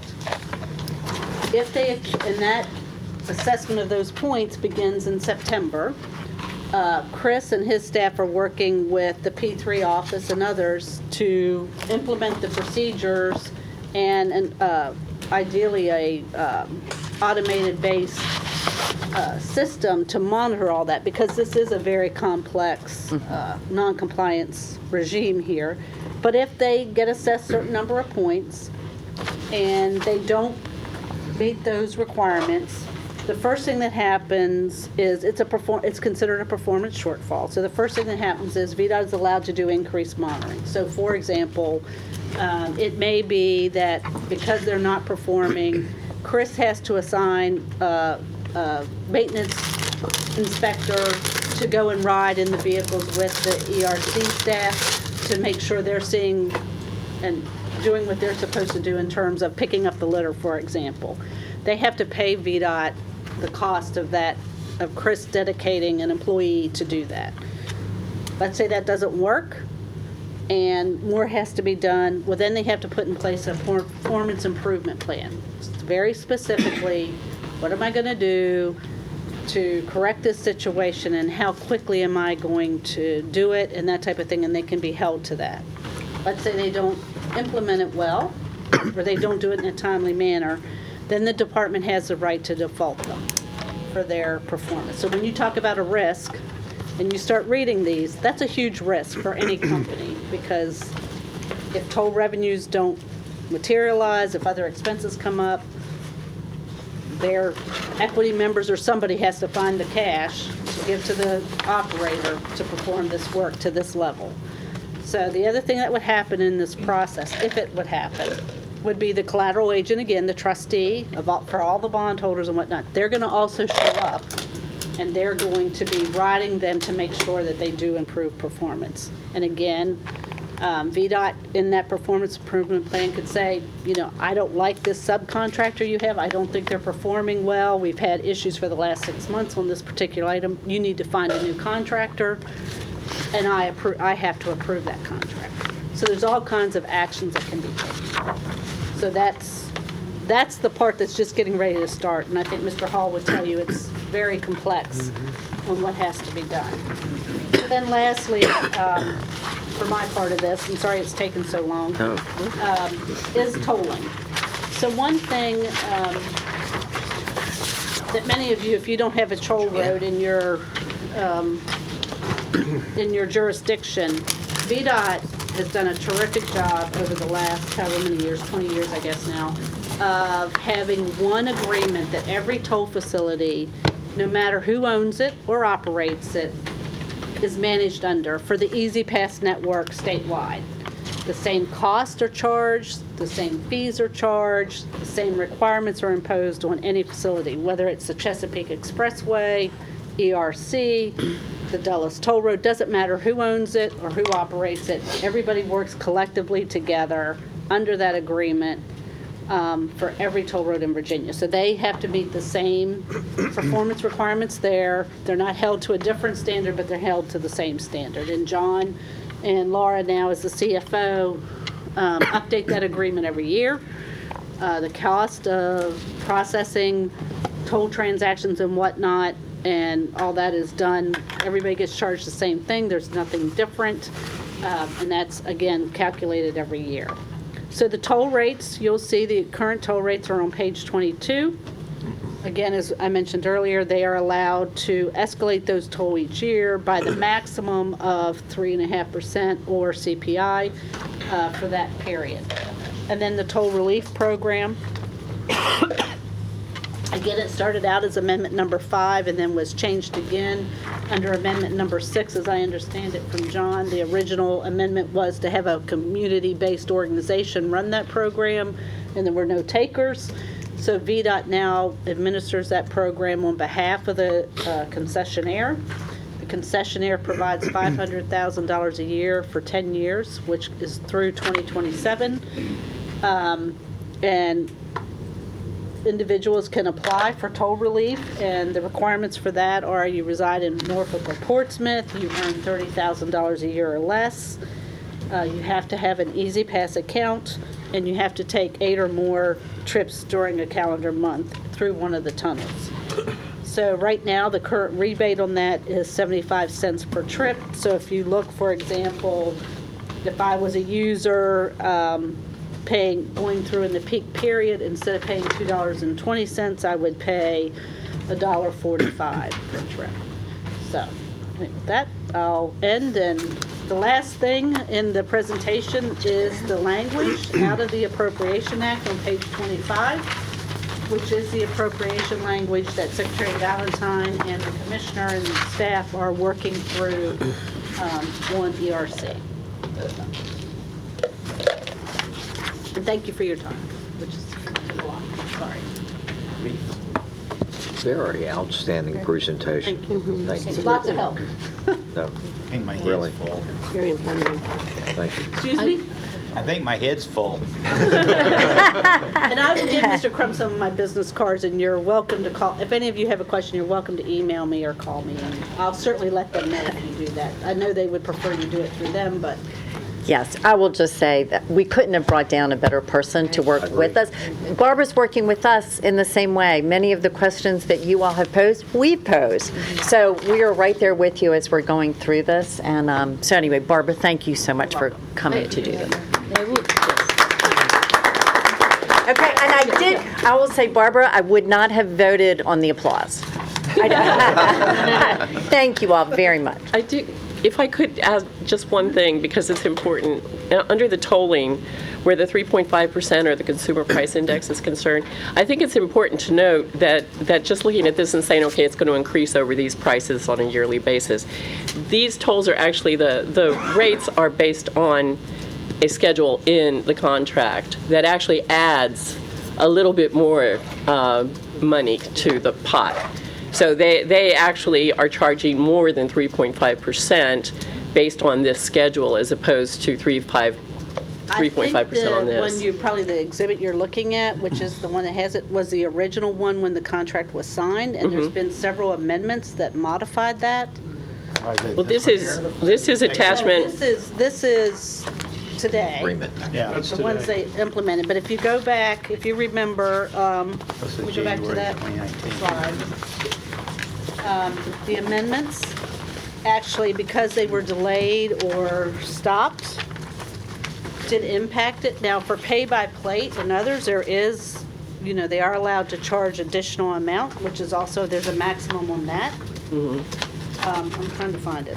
I took mine apart, so now I can't. I'm looking at attachment 1 to Exhibit J that's in the contract itself. Yes, that was when it was signed at commercial close, but there's been, do you have that page? I'm sorry. I think if I can just add that. I mean, you're right, there was a schedule that based the toll escalation was factored off of. Yeah. Which in the early years does have a greater growth effect. Yes. But I think that schedule stops in 26. Right. So then from 26 on, it is truly just the escalation. Yeah, but for that first 10 years, basically, There it's so it is more than 3.5%, and I think that's an important note, just to note. Thank you. But there have been, some of the amendments did affect that schedule, so there were new schedules. Right, because the schedule, because we did, as in one of the amendments, we held that there was no escalation during construction. That was one of the amendments that was done based off Right, from the right. original. But this schedule is referred to specifically by ERC when I raised this issue last year. I had a question, and they referred to this schedule, so thank you. And that's a nuance that I did not even know, so thank you. Well, hi. You filled me in on everything else, so, okay, thank you. Bob. Secretary Valentine, Commissioner Bridge, first off, thank you so much for bringing Ms. Reeves and for this briefing. And I think we all have a much better understanding now of the contract, the agreement, and a good base to start on now as we work forward. Could you please speak, the last slide that Ms. Reeves referred to is your efforts over the next year and your deadline that about a year from now that you'll be delivering some recommendations to the governor, to the House, to the Senate Transportation Committees. Could you talk about that process a little bit, but probably most importantly for this task force, how we integrate to provide input to you, suggestions to you, align with those efforts? Do you have any thoughts of what some important milestone points might look like and how we can be most help of giving you ideas about what success might look like as we look forward? Well, I can't tell you how much I appreciate that question because you actually set up Declan McManus for the reason I invited him as well to join us. Because this actually goes into effect July 1st. So we're jumping the gun, trying to get ahead of what the next year is going to look like.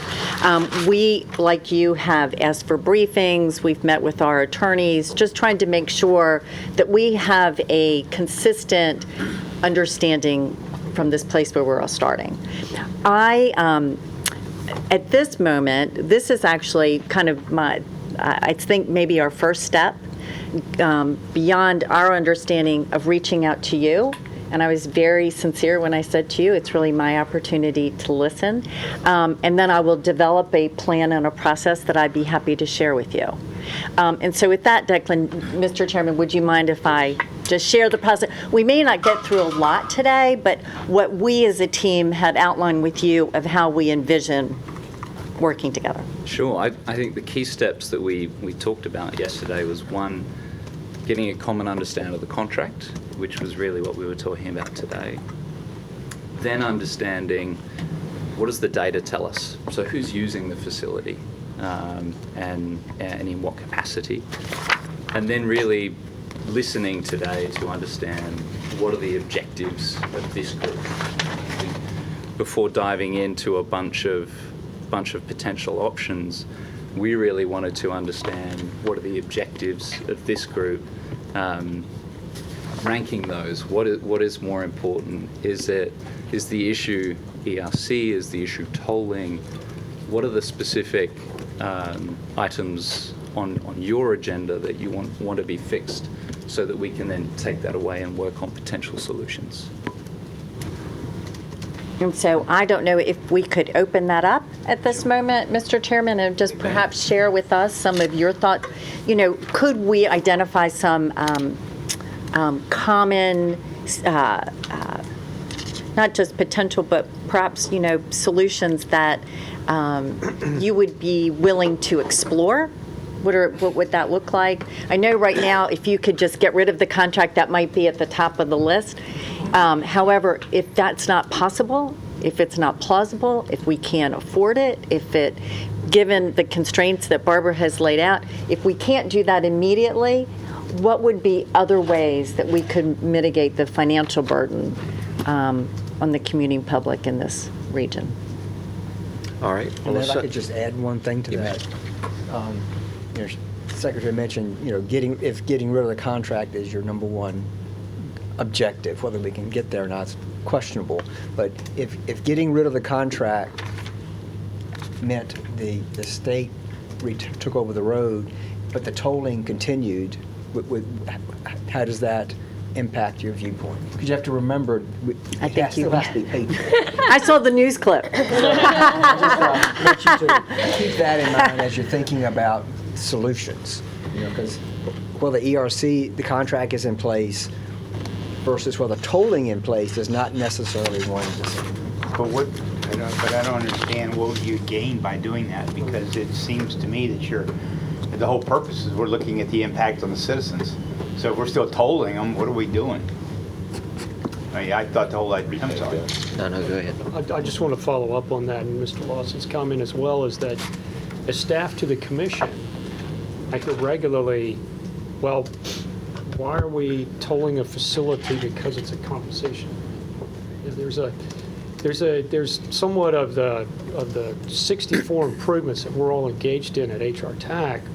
There's almost a collateral damage in the discussion because we're not allowing ourselves to optimize an efficient use of a facility. We always have these compensation events definitions resting behind that, which not only has a direct impact to Portsmouth and Norfolk, but to all of the 1.5 million citizens that live down here, and also the visitors and motoring public. So the challenge that I see as staff to the commission, Mr. Chairman, it's okay if I continue, thank you, is that we're trying to engage with the Commonwealth, which I think the region has done extremely well. I mean, matter of fact, I think it should be a national best practice.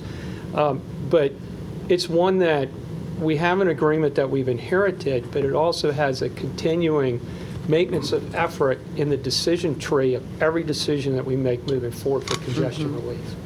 And so I just wanted to have the opportunity to say that, if I may, as to where that lies, because of the fact it's more than just the agreement itself that is of a collateralization, shall we say, or an impact to the rest of the motoring public. This goes all the way around the entire interstate loop that we have here in the region. So thank you, Mr. Chairman. And building on that, I would just add, it seems to me it would be better for VDOT and the region to be in control of it than to have a third party, because we could manage all of our network as a system. Right now, as Mr. Page so aptly put it, we're responding to all sorts of things with the rest of the system to this one document. But not only are we not responding to it, we're not able to manage the entire network to its optimal efficiency, both in terms of, if we have to have toll revenue, then we ought to manage the toll revenue across the system, as opposed to only over here driving the rest of the network. And so eliminating the contract and being in partnership with VDOT and being able to do that from a global perspective would probably improve the ultimate network, both from a travel efficiency as well as from a toll generation if that's something we're stuck with. Bob, did you have a comment? No, sir. I'll defer. From the civilian point of view, citizens out here, there is a difference between paying an ever-increasing toll that takes our money out of the region, out of the state, out of the country in many cases, and paying a toll that the money is collected by the region or VDOT, and it stays, it's recirculated through. People feel differently about paying down something that they feel that they have, they've asked for, they get it, it's an asset they use.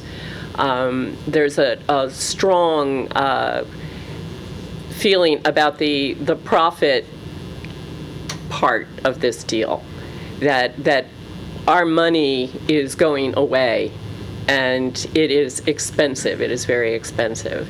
So there is a difference, and the Facebook page that we had was called, it was basically against unfair tolls. It was not against all tolls. There was a sense of, yes, we need this project, but why can't we pay for it the way other projects are paid for? Why do we have to do it with this contract that has this huge profit margin built into it? So, when you start paying profits, the costs go up. It's a very simple arrangement. So I think that as much as I would love to say, oh, no tolls at all, we're not unrealistic.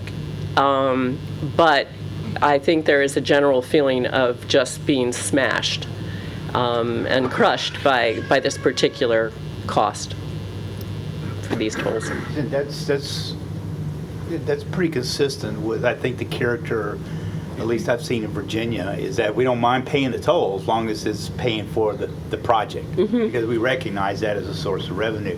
But it does get to be an issue when it's a for-profit kind of deal. It's more than, in other words, an ongoing toll forever and ever and ever, and not the project's long paid for. I mean, you go all the way back to what Alan, the administration, and when they got rid of the tolls, it was the idea that we put paying tolls on stuff that's already paid for. Yeah. So, the idea of figuring this out would be, I can see, keeping tolls on the bridge as long as we or the tunnel, as long as we know that, we can minimize the rest of it. Because along that line, I think there's not going to be an all or none solution here. I mean, I just don't see there's an all or none solution. This is going to be somewhere in there where you have the two lines will come together over the issue of how much how much is it going to cost? Because you go back to Ken Alexander's comment, there's always going to be a cost. Yes. So how much cost in here are we able to handle to get to something that's acceptable? I mean, we're not going to buy the $2 billion. I don't see that coming out. But how much cost can we handle? Is there something less than the $2 billion? Is it a $500 million or whatever? And does that do anything? To pick up on all these comments and what you said, Madam Secretary, at the beginning, what does success look like? And I think if we could rank order that from the best to what's achievable, the best would be what we've been talking about, Mary's situation and Kevin, if we could make it go away. And we've heard what it takes for it to go away, a lot of money, more than the outstanding debt. All right, so that's, and with that, we would get the efficiencies that Mary's talking about, where the operational analysis that you're doing now, Mr. Commissioner, would make a lot of sense. Definitely. But to me, there's some holes in it because you're making an analysis on something that is not totally within your control.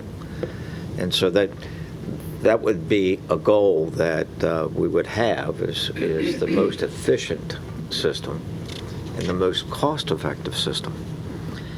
And just speaking off the top of my head, if we can't get that because it's a bridge too far financially, then can we look at, let's say we cap If it's $80 million worth of revenue that we need today to meet debt service, O&M cost, the lockbox for equity, all those things that are in the waterfall, then let's cap that number for the user today at 80 million. And whatever that needs to grow in the future, somebody else pays that. And that somebody else would be the Commonwealth. And we would argue that, and this is the argument we know that would have to be made to the General Assembly, that this part of the transportation system here is an integral part of the total statewide transportation system. The port makes up 10% of the state's economy. 1 in every 10 jobs is either directly or indirectly related to the port. So if somebody wants a pair of flip-flops in Bristol, those flip-flops have got to come through that tunnel to get to Bristol. And so I would think that success is to find a revenue source in lieu of tolls, so that how that source comes about, I think the unfair way to do it is to put it on the region and find a way to piggyback the HR tax. We'd have to amend legislation and allow for money to be used for something other than construction that's related to congestion. I think a fairer way would be to find some way that the Commonwealth would fill that gap. Am I making sense? I mean, I think you are. I will just say that, coming off the backs, for those of you here, you may have heard that we had this 81 bill pass this year. It's really an interstate bill, quite frankly, that's going to be directing money around the Commonwealth. But the focus of 81 was really, they looked at you and they looked at Northern Virginia and they knew where the money was being raised, and they felt like Western Virginia and the most important, one of the most important commercial corridors was being left out for decades. The can had been kicked for decades down the road. So they were looking, how can we solve our problem? And so around Virginia, people are trying to solve their own problems because really of the success of the regional entities so far. When you look at the revenues within the Commonwealth, our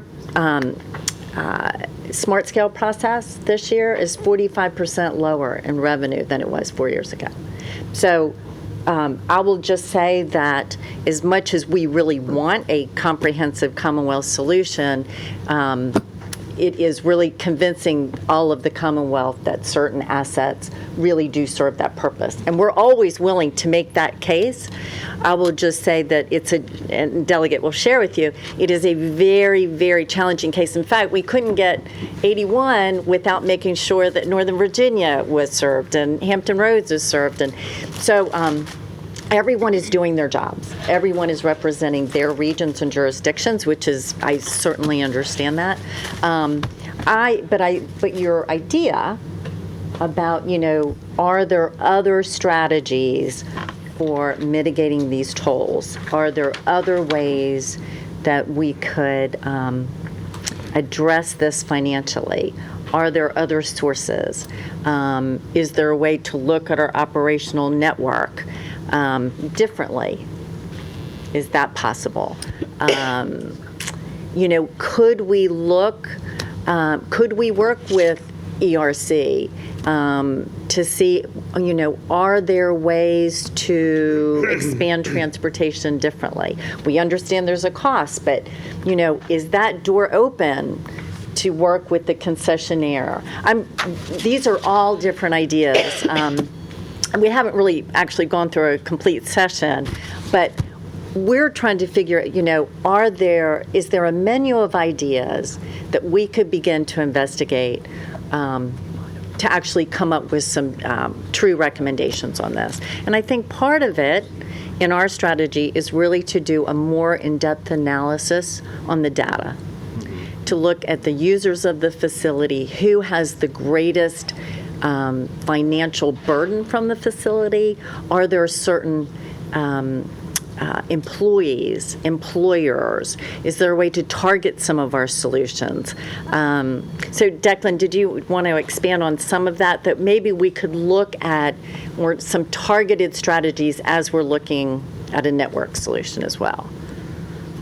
Absolutely. I think getting a basis of data is going to help us to come up with a solution that will actually solve the specific problems that we're trying to target. So certainly from our perspective, I think we're going to go back and work with traffic and revenue consultants to understand who is using the facility. We want to speak with ERC as well and see what data they have and what they can share with us to see who's being most impacted by this and how we can help alleviate those concerns. That leads to a question for me. When we were talking about the various aspects of performance where they have to meet certain performance goals, as far as tolling itself is concerned, that is one of the major areas of problems that we're having. I hear the most about this, in fact, is people are getting billed wrongly. And it may be for some people just a little bit. It may be for some people a lot. I know in my own case, I seem to have picked up a trailer on the way home a couple of times, which I didn't see it, but apparently it was picked up by Easy Pass, and so I was charged accordingly. So all of a sudden this shows up on our stuff, our paperwork, which is, it's twice for us. It's a question of $5 or something.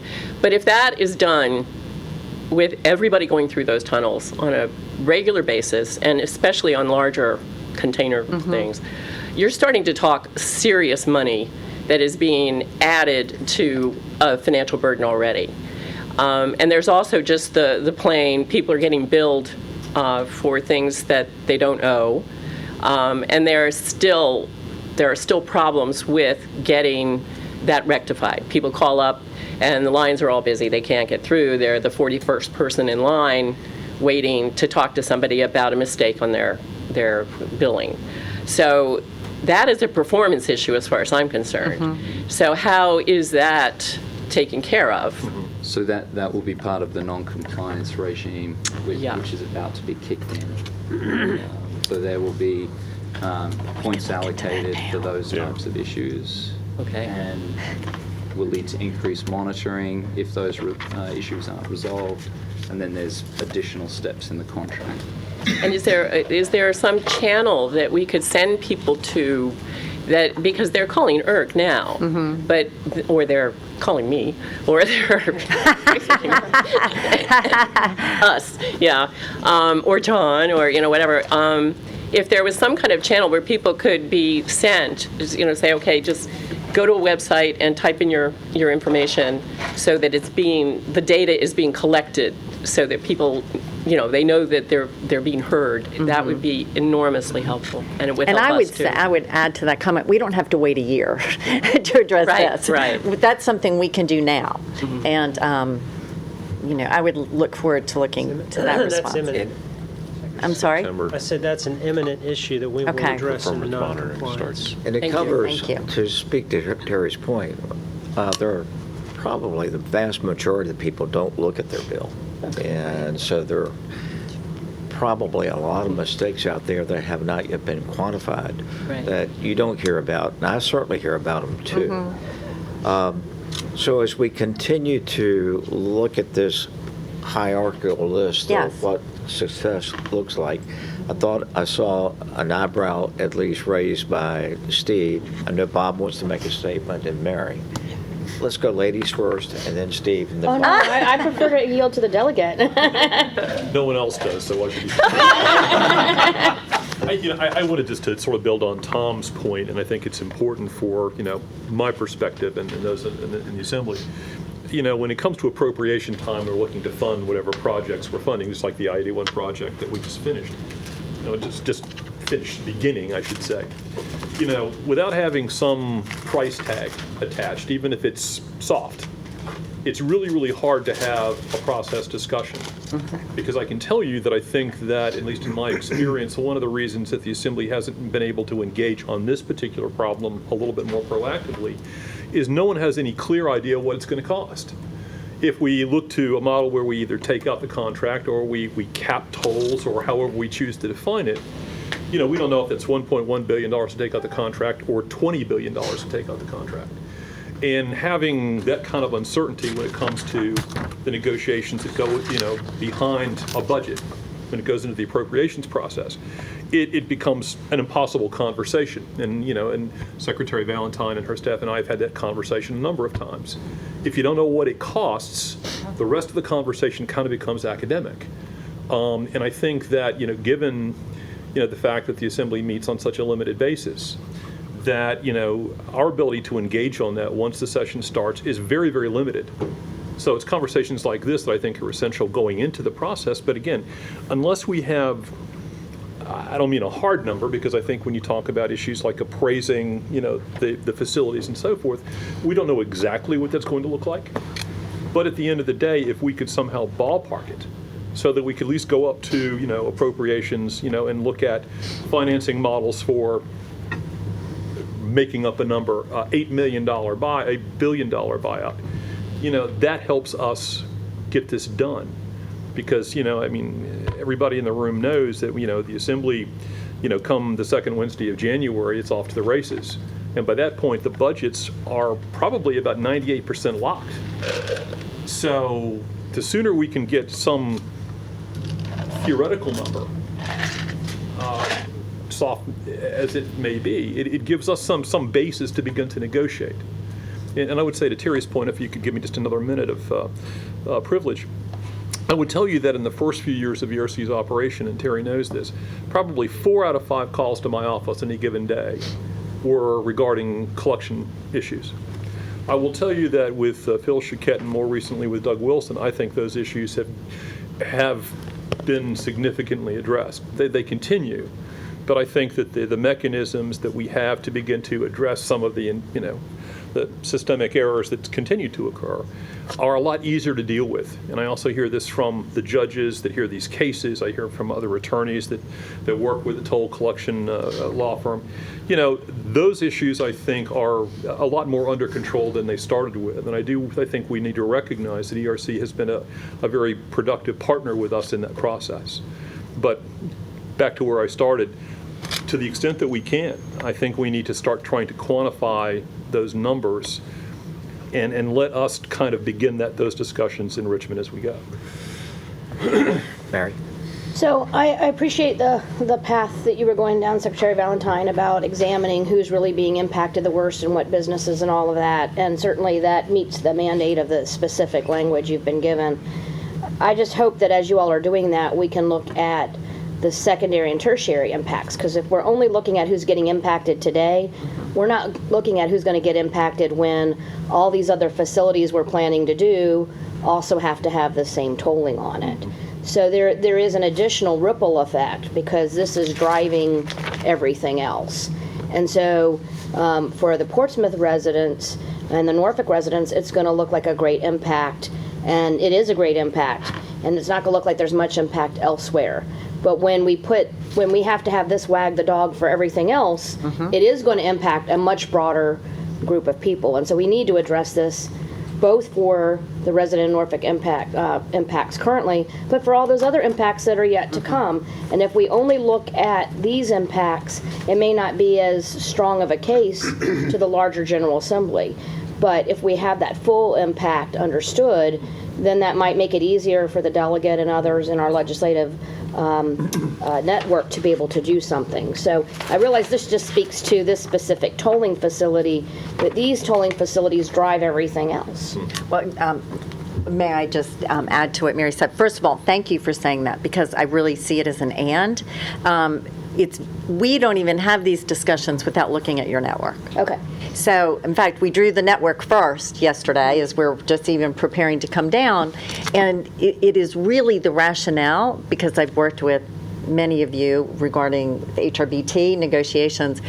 why we would say you have to look at the network, because one piece of infrastructure, there is the ripple effect, right? So we're very attuned to that as we're doing it. I think part of my, the reason I just mentioned, specific people, employees, residents, is that, that could be a piece. Right. As you're looking at the hierarchy. It could be a piece in how we address it. Perhaps there's short-term, long-term, but I could not agree with you more. And I don't want to take away from those who are suffering the burden today. And if the data is used to extrapolate what the data will be as we have those ripple effects, then that's really, really good. And I'm not trying to take away from doing anything to help the residents of Portsmouth and Norfolk. I just want us in our collective, reports to reflect that this is a bigger problem. And I really appreciate your assurance that you're looking at the entire network. Yes. Very comfortable. Always. Okay. Thank you. So, Delegate, I think well said, Ms. Bunning. Maybe I'm just going to follow up on their comments for a few minutes. So I'm just going to speak as the executive director that gets the pleasure of being in a lot of meetings with elected officials, with city managers and county administrators and the public, and just give you a little bit of what I'm hearing. And I think a lot of it goes back to probably the best help you can be for us right now is good hard data and financial impact of different actions that will result in solutions. So then if I roll it up in terms of what we hear, I think the biggest goal that I hear from elected officials and city managers, et cetera, is what are those options that allow us to mitigate costs to the greatest extent possible for our motoring public, right? How do we bring those tolls down as much as we can for the residents using not only the downtown and midtown tunnel, but also regionally? We have residents, and Kendall Miller's in the audience, and we try to gauge what the public's saying on social media, et cetera. But the conversation's sort of evolving that, wow, here in Hampton Roads, we pay an extra gas tax and an extra sales and use tax, and we're paying tolls too. And we're starting to see more conversation about those tolls. So that's sort of the conversation for the people that we all work for.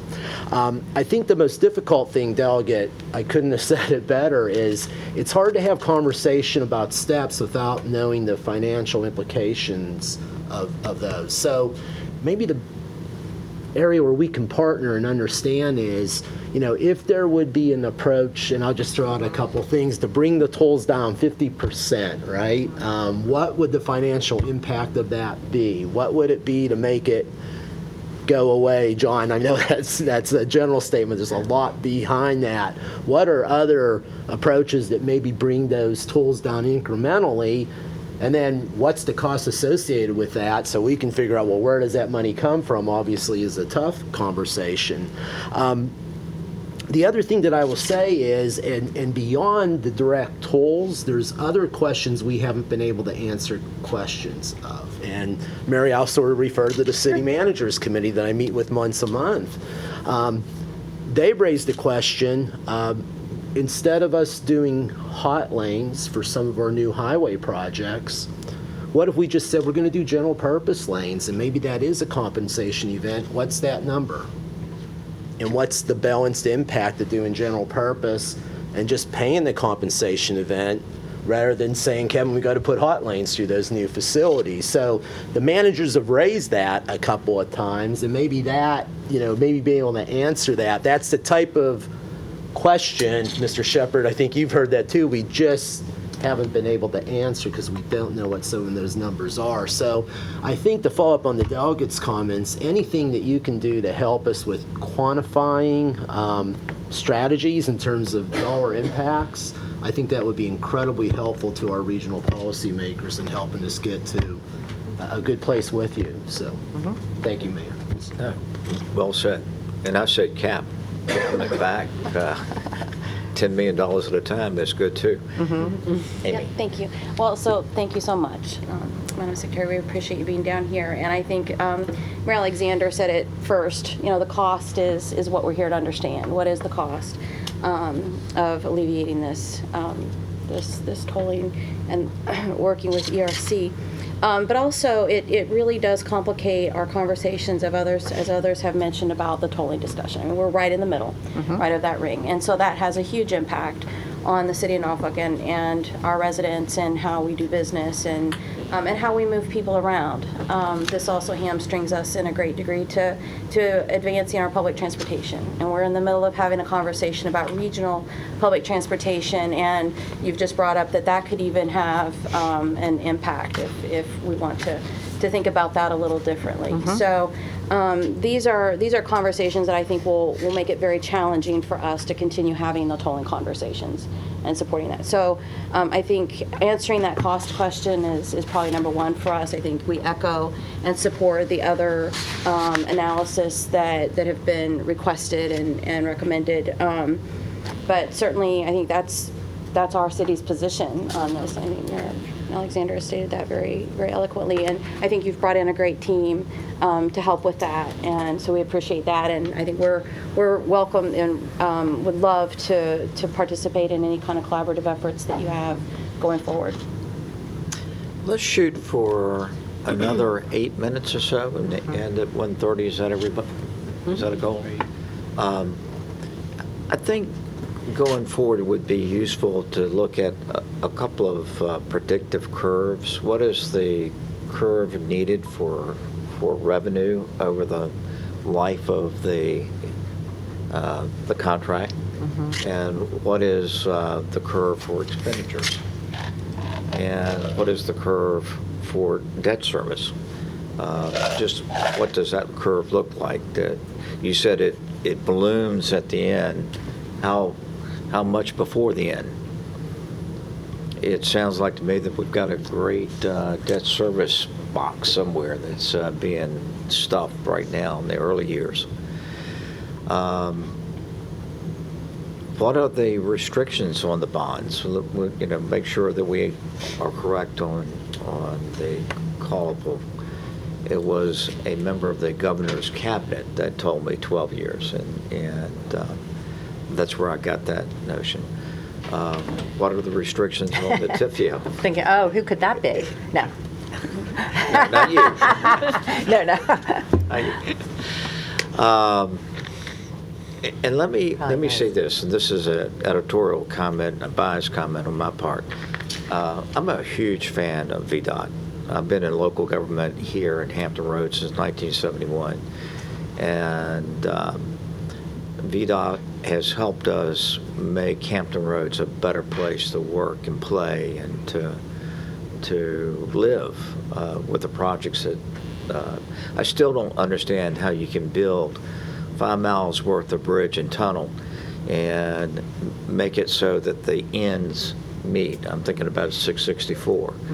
And so it's a rare occasion that I criticize VDOT, and I am so happy that we're in this together as partners. And thank you so much for taking your time and your staff's time to come down here. You've got the whole state to look at, and the fact that you're devoting so much attention to this, we're very, very appreciative. I am. Well, thank you for saying that.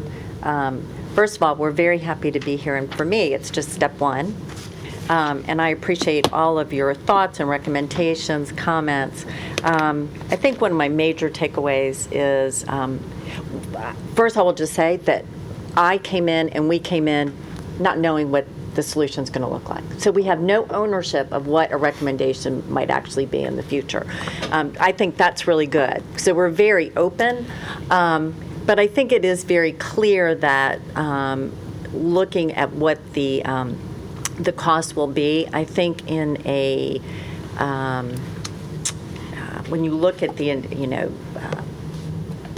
at the magnitude of purchasing this contract in a gross sense, we have to recognize that we have a partner in this. So we're not negotiating this alone. We have ERC on the other end, who I am hoping and believe are a partner with us in trying to make this work.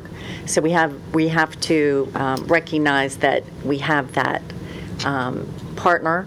And I will also say that as we are looking at solutions, we have to know the operational impact of those solutions and the financial impact of those solutions. I really appreciate hearing from you that some could be on the grand scale, the macro sense, but some of it could be incremental. We could look at perhaps short-term, mid-term, long-term solutions. I appreciate the fact that it's not all or nothing, that we are trying to look for a very fair solution. So I'm hopeful that we'll come up with some solid recommendations. And I think everyone in this room has been a real leader in this. It's important to us. And I'm really happy that at this early in the process, we're going to be kind of walking this together. And any impact that we uncover and discover along the way, you will know. So we'll just try to, our mandates are slightly different, but in the end, I think we have the same objective. Good. Any other comments? Just only one concern. I'll go back to your comment, Madam Secretary, that the time is of the essence here. You only have a couple of years left in the administration, and every time then they change out, and then people here will change out. And I tell you, it's going to be a challenge. I hope, and the other thing too is we're going to work. What we're doing now is part of an iterative process to work to what we consider as a goal, right? I mean, I just want to make sure I understand what we're doing. Because we right now, it's part we've got to go out and gather stuff. We've got a lot of questions to answer, staffs, everybody's got to do it, but we're going to come up with what's going to be an acceptable solution to the people and this part, okay? But yeah, thanks for all you guys are doing. I really appreciate you coming down and doing this, but I'm worried about time. I really am, because I think it's going to be a big factor here. Hopefully this is not going to take forever. I see it as a positive. So, all of us who are in public service of any kind, we have a limited time, but you're with the team. Yeah. You're never doing it alone. So the team is there, and it creates some urgency. And so that much, I feel it everywhere I go. And there are a few things I'd like to get done, and this is one of them. Yeah. Good. Barbara, thanks for being here. Do you want to? Well, I was going to say thank you for the opportunity to be here. And the port is critically interested in this conversation, especially from the systems perspective. We have made, with the support of many partners in the Commonwealth, hundreds of millions of dollars of investment inside of the gate. And now our focus is shifting to working with our partners outside of the gate to ensure that the transportation system can create the economic opportunity across the Commonwealth and in this region to maximize the investments. And if, as others have said, if at each point in the decision process we're hamstrung with, is this a compensation event or is it not? It removes the certainty that business needs to flourish. And so we thank you for the opportunity to be part of the process and look forward to participating. Yes, and as we're brainstorming, Barbara, we would like you there with us as well. So, yes. Well, to pick up on that metaphor, I think today's been more than a light drizzle. It's been like a summer storm. Yeah. I think this has been a very rich conversation. Barbara, thank you so much again. I mean, It's very helpful. you made something that's really complicated, understandable. And again, Madam Secretary, thank you so much for your partnership and being here. Thank you all, and thank you, Declan, for joining us, and thank you for helping us kind of get that hierarchy in place. And I think one takeaway is that we're moving down this path together and in step together. Yes. Yeah. Thank you. Well, this meeting is adjourned. Thank you. Thank you.